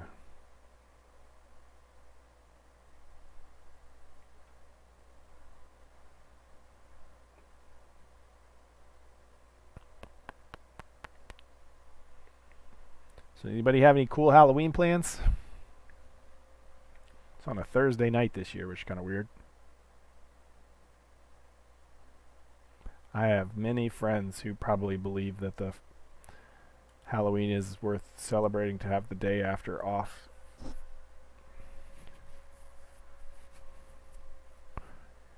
They get hardcore into the Halloween decoration. Alright, let's give us Let There Be Light. Yeah, I do realize it's a local phenomenon. Well, you can celebrate it on the server, on the Mythruna server. Alright, so let's let the world reset here. Actually, this might be a... yeah, we did reset right here.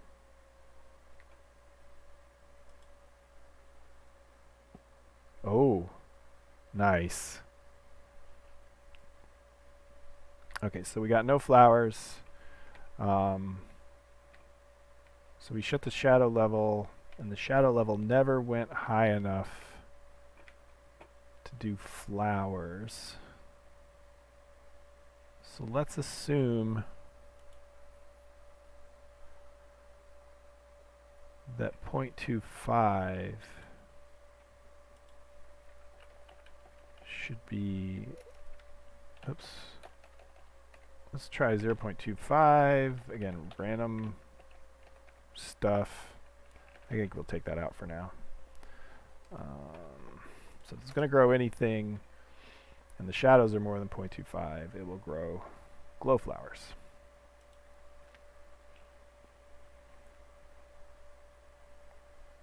And in reality, I probably will pump it back up to 0.5, and then I'll make a...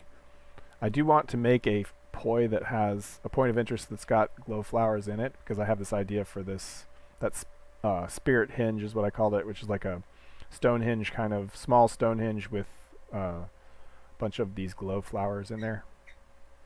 And eventually something special may happen, you know, when there's a full moon or something.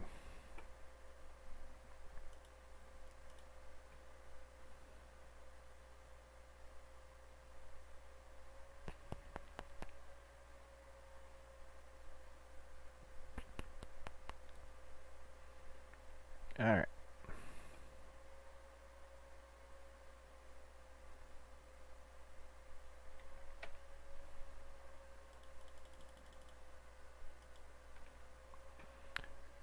Let's reset this column.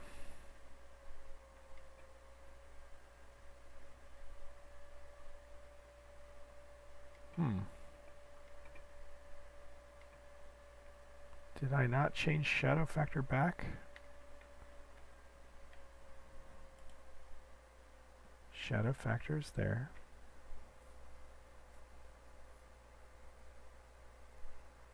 Alright, let's get medieval. This is what we'll do for the rest of the live stream, basically. So I'm going to zero in on what value will work here.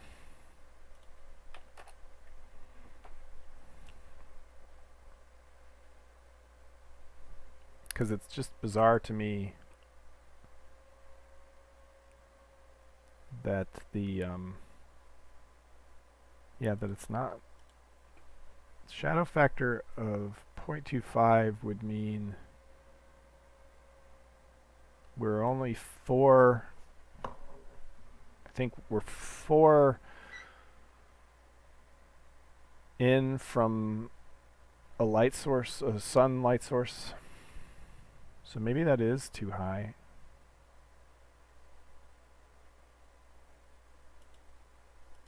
But this is painful. Yeah, now I have the ability to reset. I could also put these as like static variables and connect them to a script that I can change at runtime.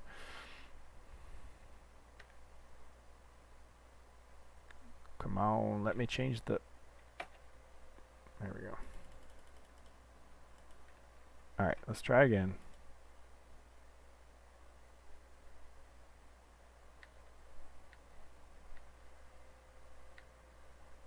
No. Why?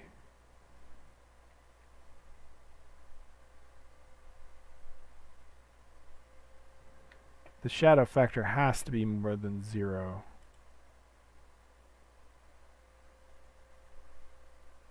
We're about to do Kilroy debugging here.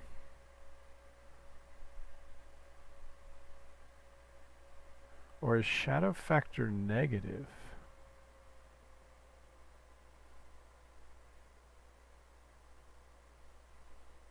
I bet you shadow factor is negative.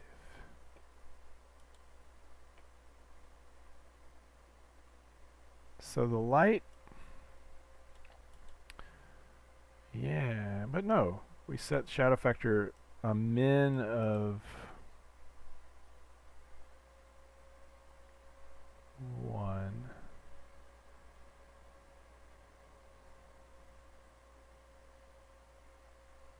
This makes no sense.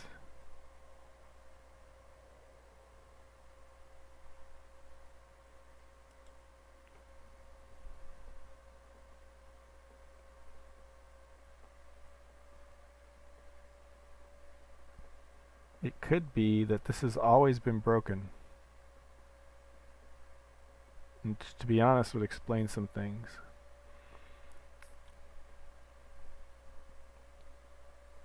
Because shadow, if it's greater than 0, so if light is greater than 0, it's 0. Oh, so light is negative?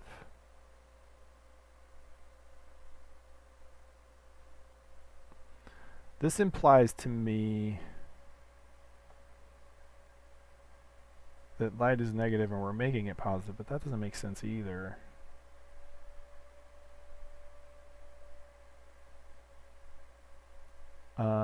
Wait. No, that does make sense because light will be negative if there is shadow. Right.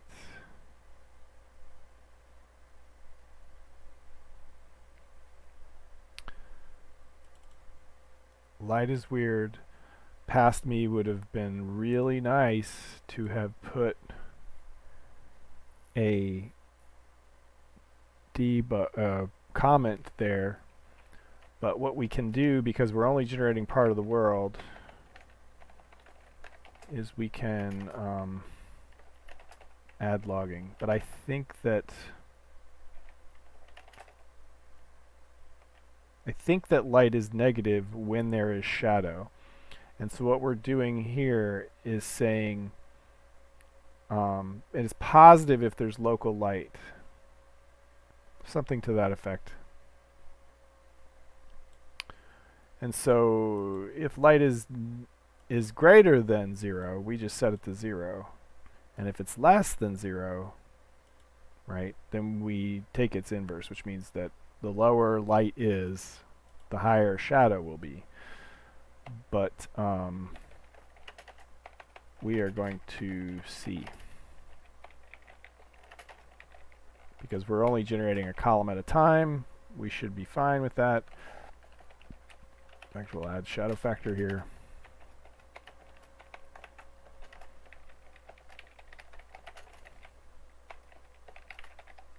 And while we're here, just so we see something cool, we will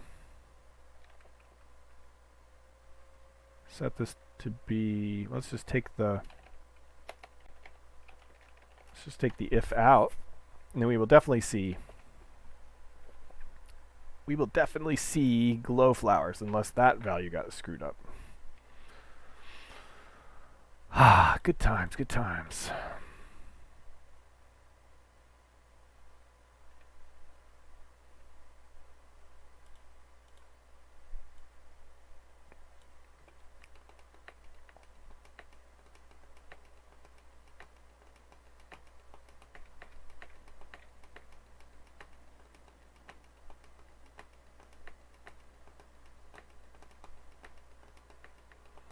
I suppose it could have been fun to make the trophy scripts. That could have been educational. But I don't know. Perhaps some of you are interested in how the fractals work.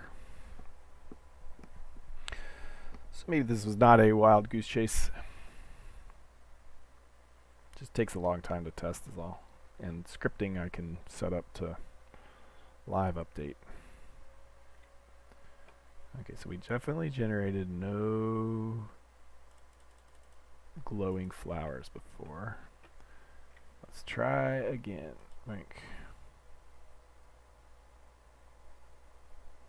So we should have gotten a bunch of,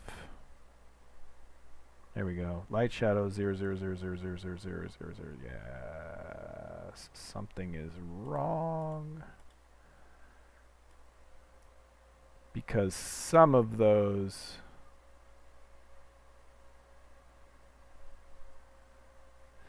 this could be why.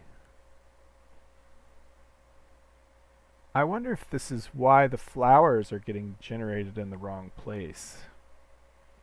Like, this might not have anything to do with the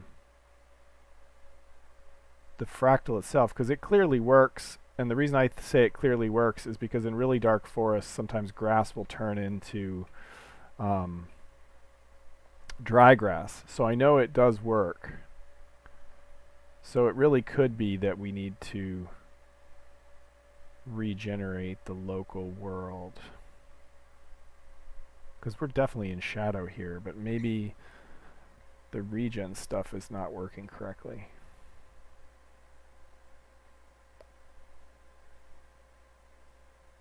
That would be interesting, though.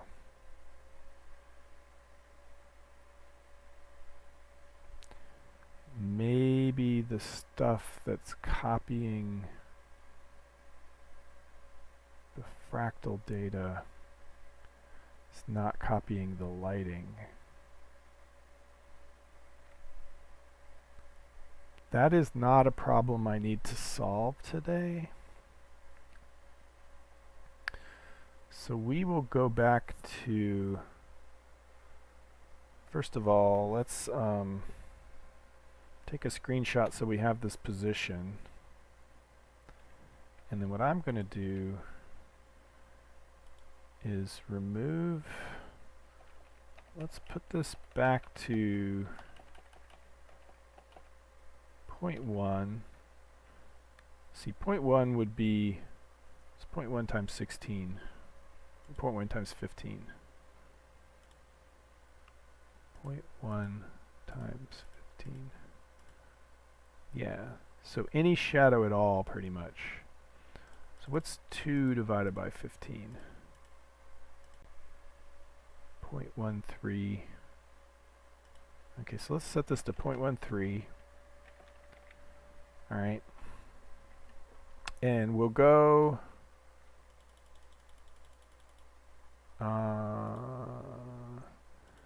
find my Mythruna config.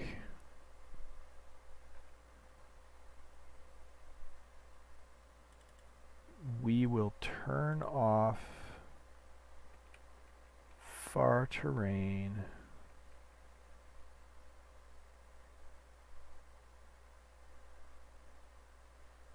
Where?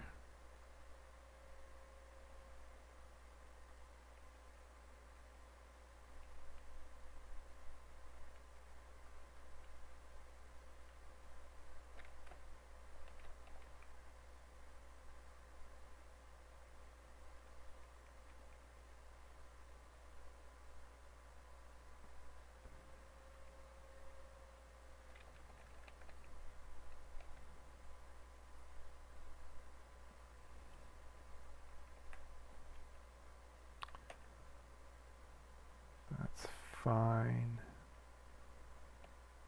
Let's set the world view radius to 1.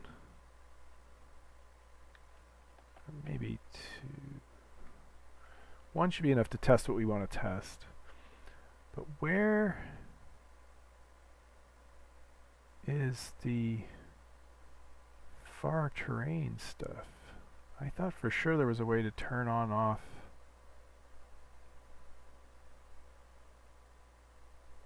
Oh, I have the worldview state. Yeah, that was going to cause a problem. I've turned it off down here.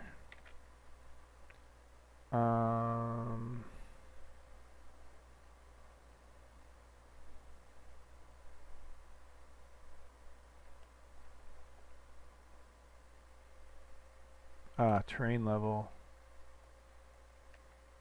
0. I think that's what it is. Okay, so, oh yeah.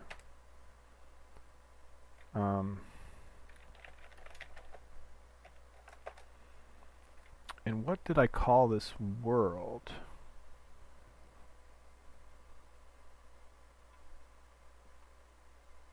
I don't know. Alright, so what we'll do, this is world seed 913, so that's what it was when I created that world. We're going to generate a new world and go to the same location. I don't want to delete the data on that world because I have like that other things that I was testing that I'm not in the mood to get rid of yet. So we don't want to continue the last world, but I want to see what I called it. I think it was live stream world. Live stream world or nope. 2024-09-13. I just don't want to lose it.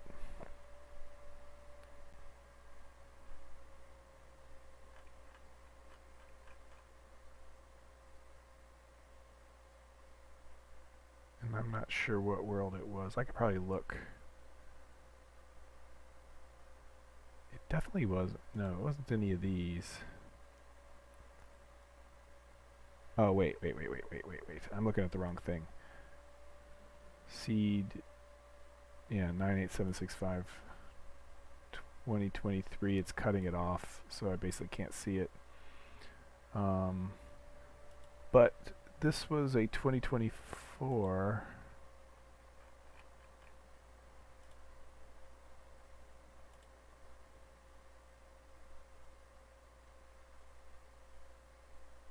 well, I'll just look up the, I'll look it up later. We'll just make a new one. Same seed. Warehouses, that's the one. Okay, cool. So we'll create a new world. Test glow flowers. 2024, 09, 13. Preview. It's kind of a cool world. I think it starts out in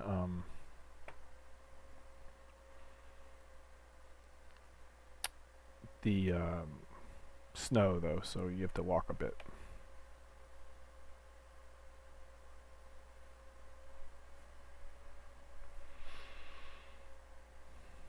Ten-year anniversary. So that means you've been playing Mythruna longer than you've been married. It's kind of cool.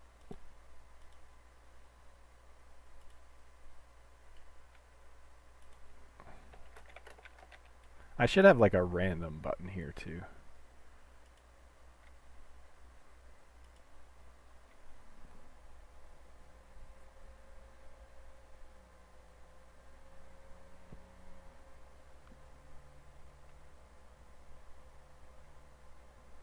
So this part, it should only have to do once.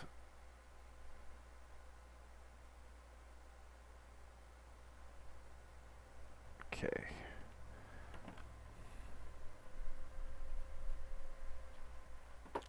Wow, that's a lot of poi generation. My daughter is on her way back from the ghost walk.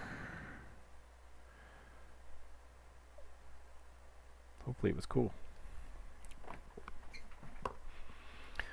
Alright, so yeah, it's a busy weekend because I got a play to go to tomorrow night, local play, and then Sunday we're going to the local maker fair, which we haven't been to since before COVID because they haven't had them. Alright, so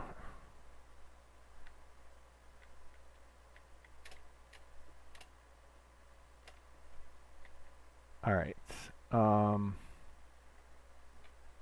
map, I think, let's just warp to where we're going. Like I said, I set the stuff really small so that we won't have far terrain, and so it'll make generation faster. It'll definitely make this part faster. So let's make a warp to -16796.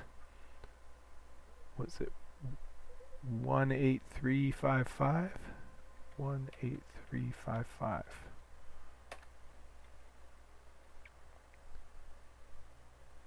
Yeah. Nice. It's kind of nice that some of you have been around long enough that like I get to see your lives like grow and stuff. It's cool. Okay, so we should be near town. Yeah, so see I forgot to take that debug out. Oh, you know, I mean, I left it on purpose. So yes, so light is negative and the shadow is high. Yeah. So the light's not being reset properly. But so we should be able to get more reasonable results. Yeah, so we're falling while the world is generating. So yes, shadow factor. We should see lots of glowy flowers. Yes. Okay. Cool. So that's the issue, and now I have a world to test with, and a reasonable setup with the cool fog. I really wanted to have ground fog working for this release because I thought it'd be cool to have areas with like ground fog because it'd be spooky, especially in the hedge maze. But I just didn't get it. There's one more surprise thing I think I can get done before Halloween for you guys. We'll have to see. Alright, I think I'm going to cut it off here. Actually, if you guys want to hang out, I don't have to leave yet till you pick up my daughter, so I am going to poke at this for a few more minutes. I'm going to take that stupid debug statement out, though. Alright, so let's take that out. But essentially, we're over. So let's see. Let's like come over here. Debug is working. So these are exactly what I expected them to be, more or less. Right? We've got light is negative when there's shadow. That makes the shadow 4, and the shadow factor is that. And so I'm not seeing a shadow factor of more than 0.5, but 0.26 is probably reasonable. Actually, in our area, in this area that where we're generating, nothing is really dark enough where I actually wanted this to appear, but for testing purposes, I will say greater than or equal to 0.4. And I will go like this to stop that output. We will remove the debug. Oh, I did already.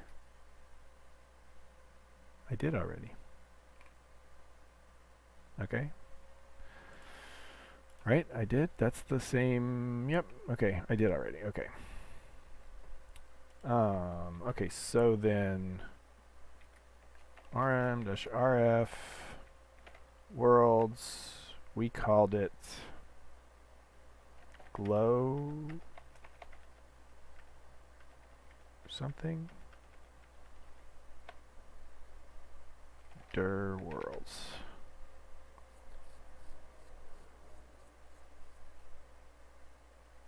Test glow flowers. rm-rf worlds, oops, worlds, test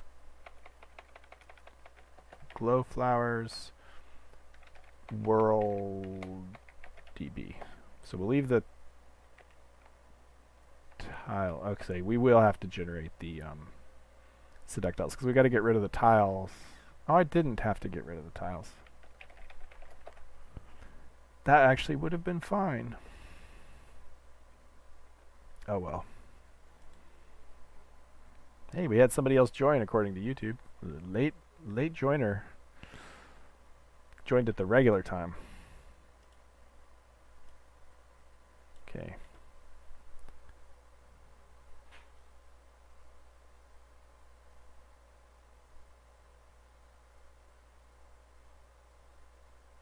Nice, yeah. Cool. Yeah, I hope to get, so my next focus is going to be on getting the inventory and the, so after I get the Halloween release out, my next focus is going to be getting that inventory system in, and then the focused mode.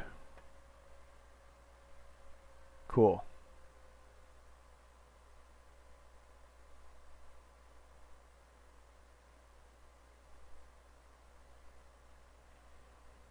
Yeah. Because I really want to get, like, crafting started soon. But, so yeah, my focus will be some kind of mob that we might be able to fight, and then the inventory system. And what that mob will be more obvious after Halloween. Let me put it that way. Because I have an idea for building on Ron's idea of repurposing existing stuff. I have an idea for doing something like that for Halloween, and then turning that into a mob that doesn't require complicated AI and harkens back to one of my favorite arcade games from the 80s. So those are hints.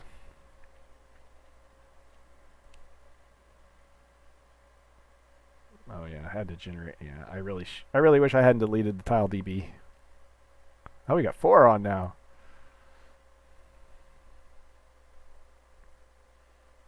Okay, so let's see how many glow flowers we get this time. Ooh. More than I wanted, but we're getting in the right direction, right? So yeah, essentially this is too many. And this is really not the kind of area where I'd like to see a lot of them anyway. I think it should be super rare.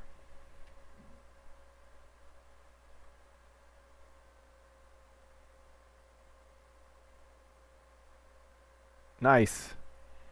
Yeah, the like crafting systems especially the modern kind where they aren't based on reality, right? It's just like a spreadsheet somewhere. They require a surprising amount of thought that goes into those. Okay, so we definitely get glow flowers. This is definitely too high. I think if I change this to 0.5, so we were seeing lots of, so 7 divided by 15 is 0.466666. 0.4 times 15. I thought we saw some 0.4s. Yeah, so that's 6. And 8 divided by 15, we should never see those. Okay, so what if we made it just greater than 0.4, not greater than or equal, so that we would get the shadow level 7. And I should only have to delete WorldDB.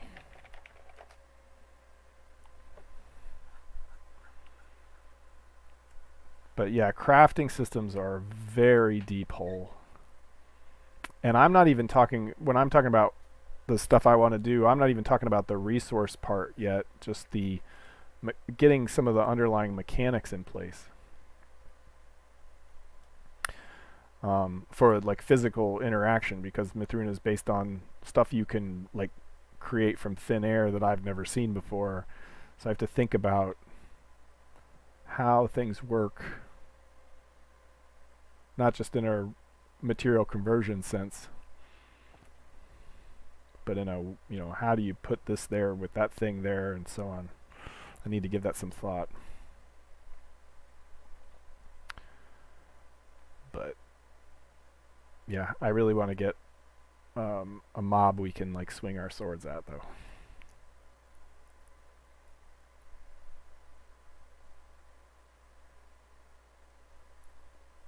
Okay, so we got rid of all of the glow, basically. Because none of this particular forest is dark enough, which is okay. I'm okay with that. But let's change the clip out a little bit. 4 is the normal amount, so let's bump that out one more.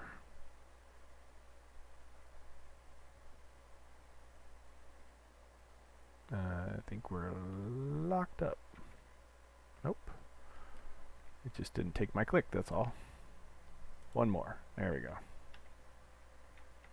Okay, so I think this is closer to what normal Mythruna used to be like. Maybe we had, maybe it was 5, yeah.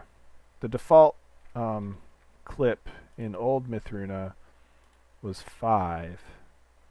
And you could bump it out as far as 6, or was it 7?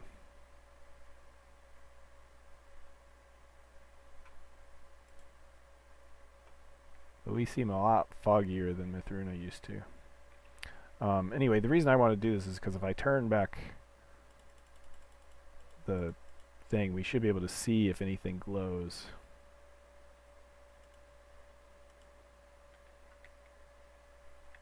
But yeah, I'm not seeing any glow stuff. So we would have to find a thick forest.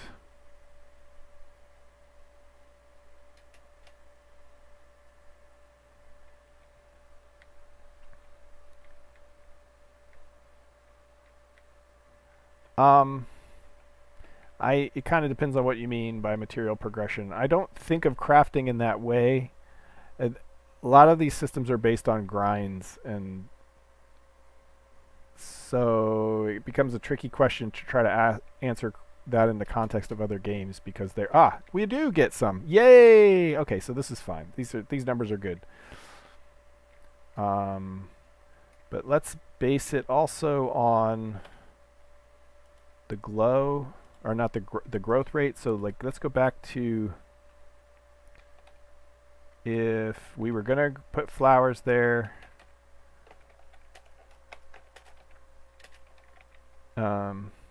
Yeah, so if we were gonna, so let's try this. So if we were gonna put flowers there and the shadow factors, let's see if that does it. Yeah, that would be a nice place to end where we get some glow flowers. And I could even, like, I'm just basically waiting for my daughter to tell me she's on almost to Nova, and then I'll cut the live stream off. But in the meantime, I've got nothing better to do than to just poke at small things anyway, so you guys can hang out with me while I do that. And we're kind of on the verge of an interesting conversation with the crafting stuff. I there's a lot of places where games turn right where I intend to turn left as far as crafting goes, because I don't want to sit around killing 100 badgers for any reason whatsoever, unless I just really have it out for badgers kind of thing. I want mining to be more purposeful. I want to, and all this may end up being impossible, and I'll fall back to regular tropes. It's the way it is. But I have this idea of experimenting with the idea that progression should be directed. The grind should be exploration, not sitting in one place killing the same thing over and over again. I also don't want to have to strip mine down 64 meters deep. Ah, look, we still got some cool. Yep, so this is good. I like this fractal. I like this. I'm going to leave it. So you shouldn't have to yeah, that's going to look nice. Let's like bump the darkness back a little bit. Like if you need to find diamonds, there should be some purposeful way to find diamonds that is not dig out, you know, meters and meters and meters of rock. In fact, that should be counterproductive on some level. So there will be like some grindiness to it in the sense that chopping a tree down requires you to actually chop it down. But then you shouldn't have, I mean, this is a lot of wood. You shouldn't have to chop down a lot of trees to do what you want to do. Especially if you just, you know, just want to make some arrows or something. You shouldn't have, like, one tree would, assuming you could turn a log into arrows at all, one tree should supply you thousands of arrows, right? You should never need to you should never need to look for arrows again, kind of thing. Crafting the arrows themselves might be tricky, but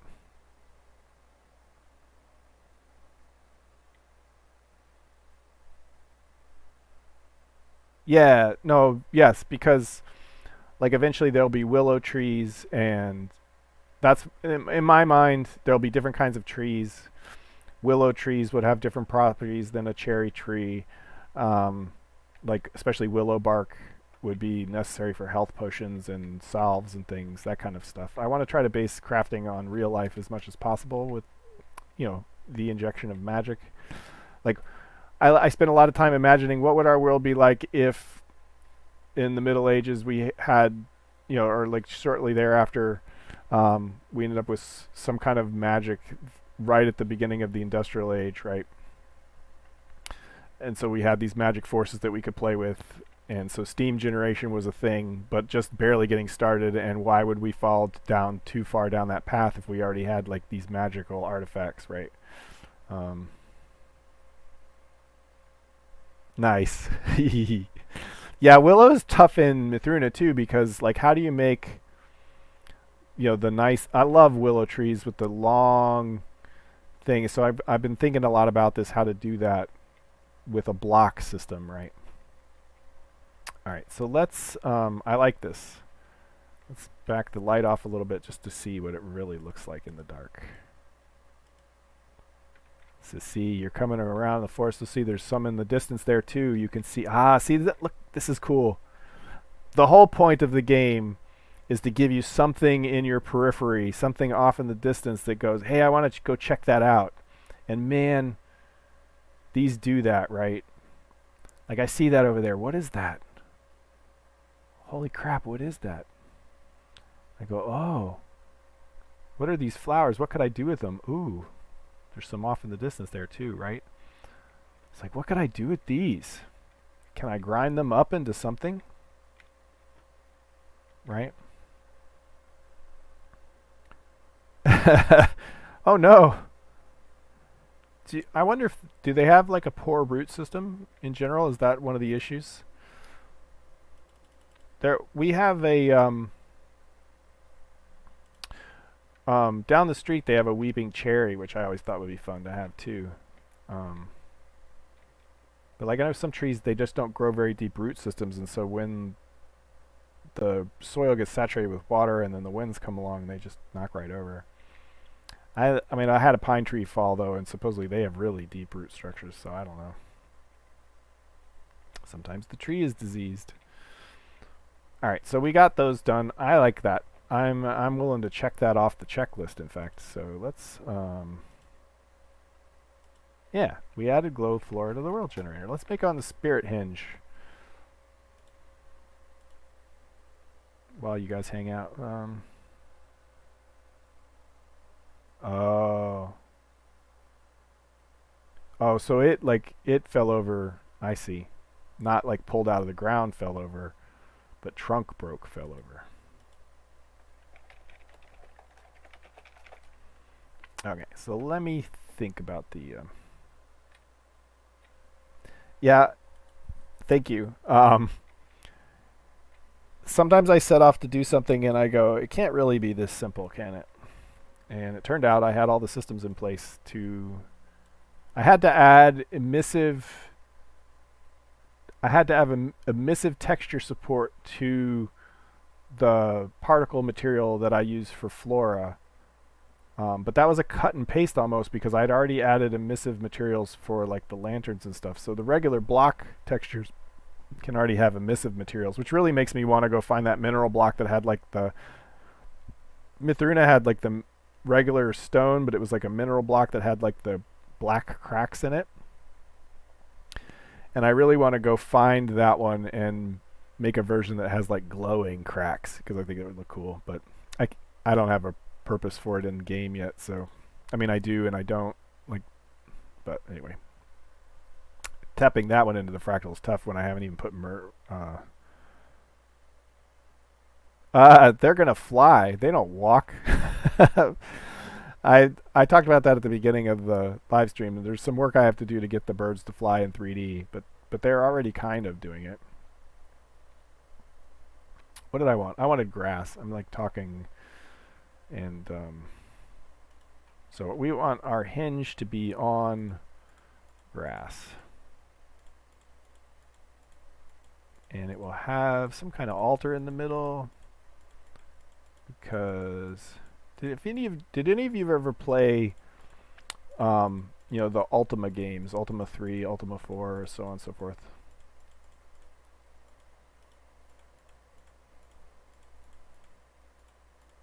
And maybe for this, I will use some of the... I'm going to leave this out for a second just so I know where the center is.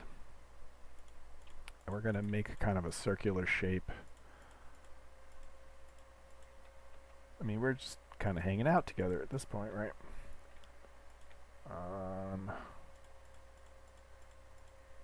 Okay, so we got that guy. And what do I want to do? I want to have...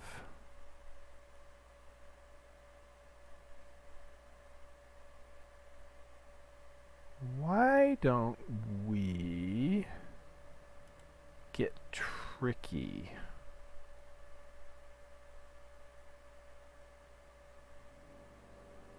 So I'm not sure what bones.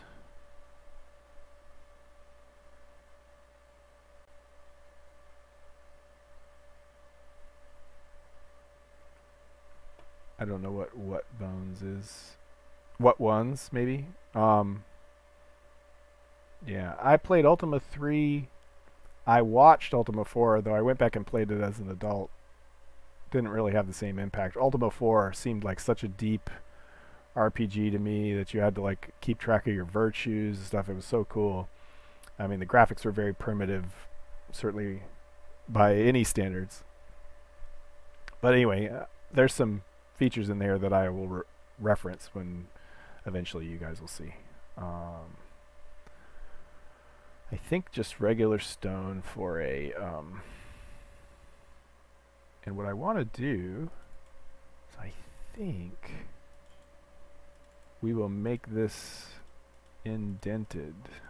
Actually, I need to think of the altar in the middle, and this needs to be oddly shaped. There needs to be one in the middle. It's going to be white marble. I have a thing in mind. Alright. So I'm just going to put this in for a second while I do... No, these should be... Oops. Those should be stone. Let's go back to stone. Oops. Oops. And I'm doing it again. Okay, so then we do angle. Oops. Ah, frick. Selected the wrong thing. Yeah, Ultima 3 was one of the first games I ever got on a computer. My dad's Compaq. And after, years later, games had already gone much more advanced. Nintendo had been out for a while, etc., etc. Oh wait, no, that's what I wanted. In fact, but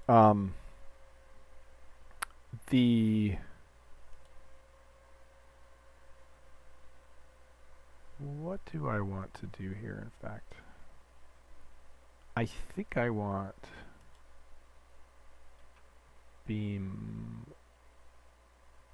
Oh no, I need slab down. I was thinking of making the grass indented here, but I don't think that's going to work.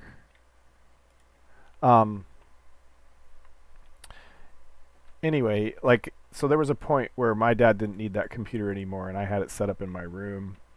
And I spent one summer with the cloth map taped to my wall. I had bunk beds, and I had the whole thing set up so that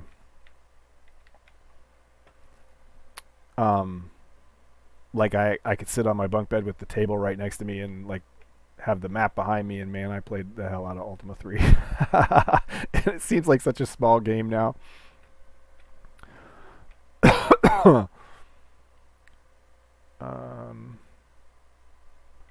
I don't like how prominent that is.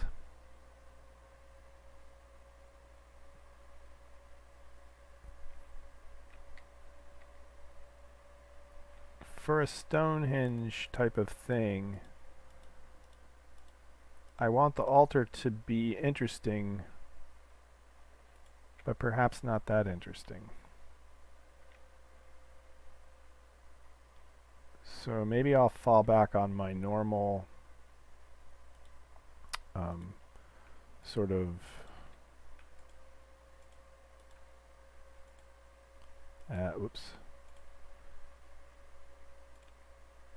sort of thing like that for the center. And then we'll want, yeah. So let's go back to stone. Let's make the unruined version.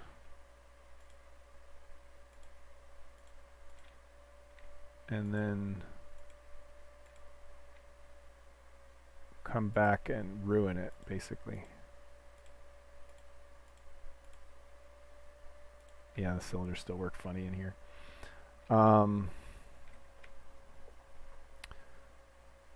So yeah, because we have a single center, we can do this sort of.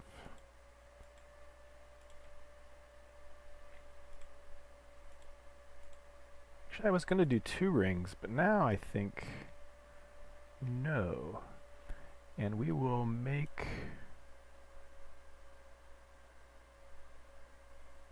some spikes. Yeah, I like the spikes. Okay. And we will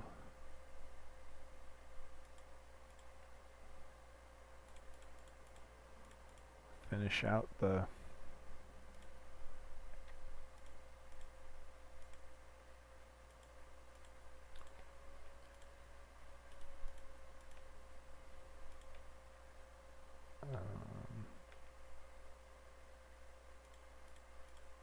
okay, so now everybody's rounded out. Yeah, see, I really would have liked to have dipped the grass down right here. I could add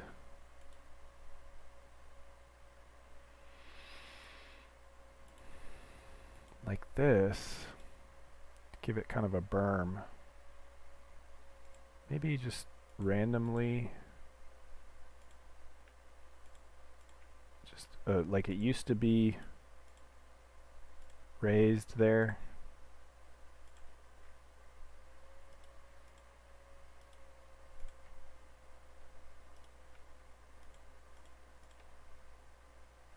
Yeah.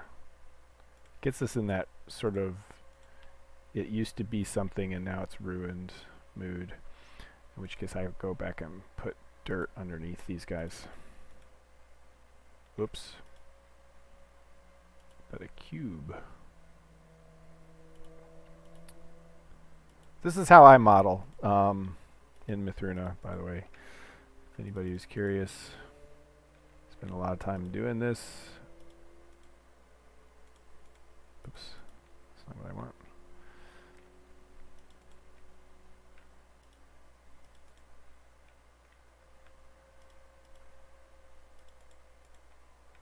And I get something that I like. And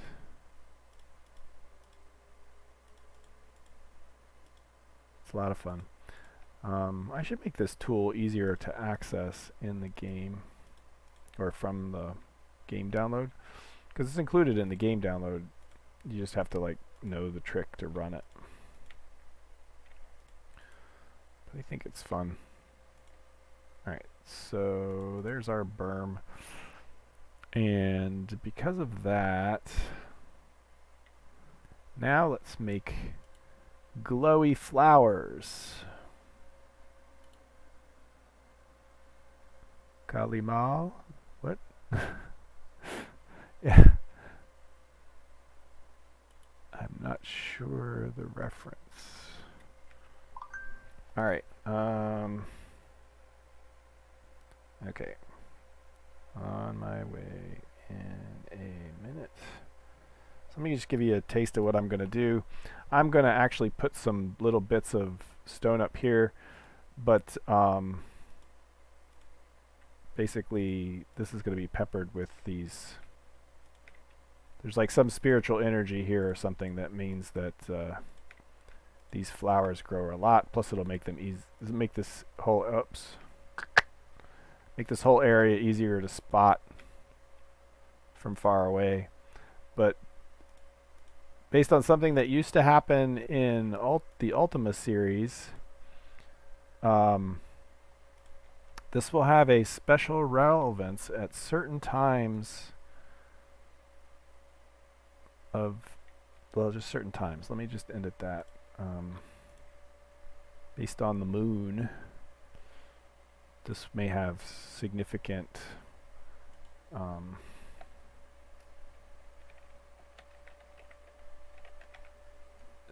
significance. And so we will play with that another time. And my daughter has let me know that she is getting near to where she is going to be, so I will have to leave to pick her up soon. So let's go ahead and shut down the stream. Thanks to all who joined early. For those of you who arrived late, thanks for joining. Sorry that I had to run it late today. Let me go ahead and run the thank you screen.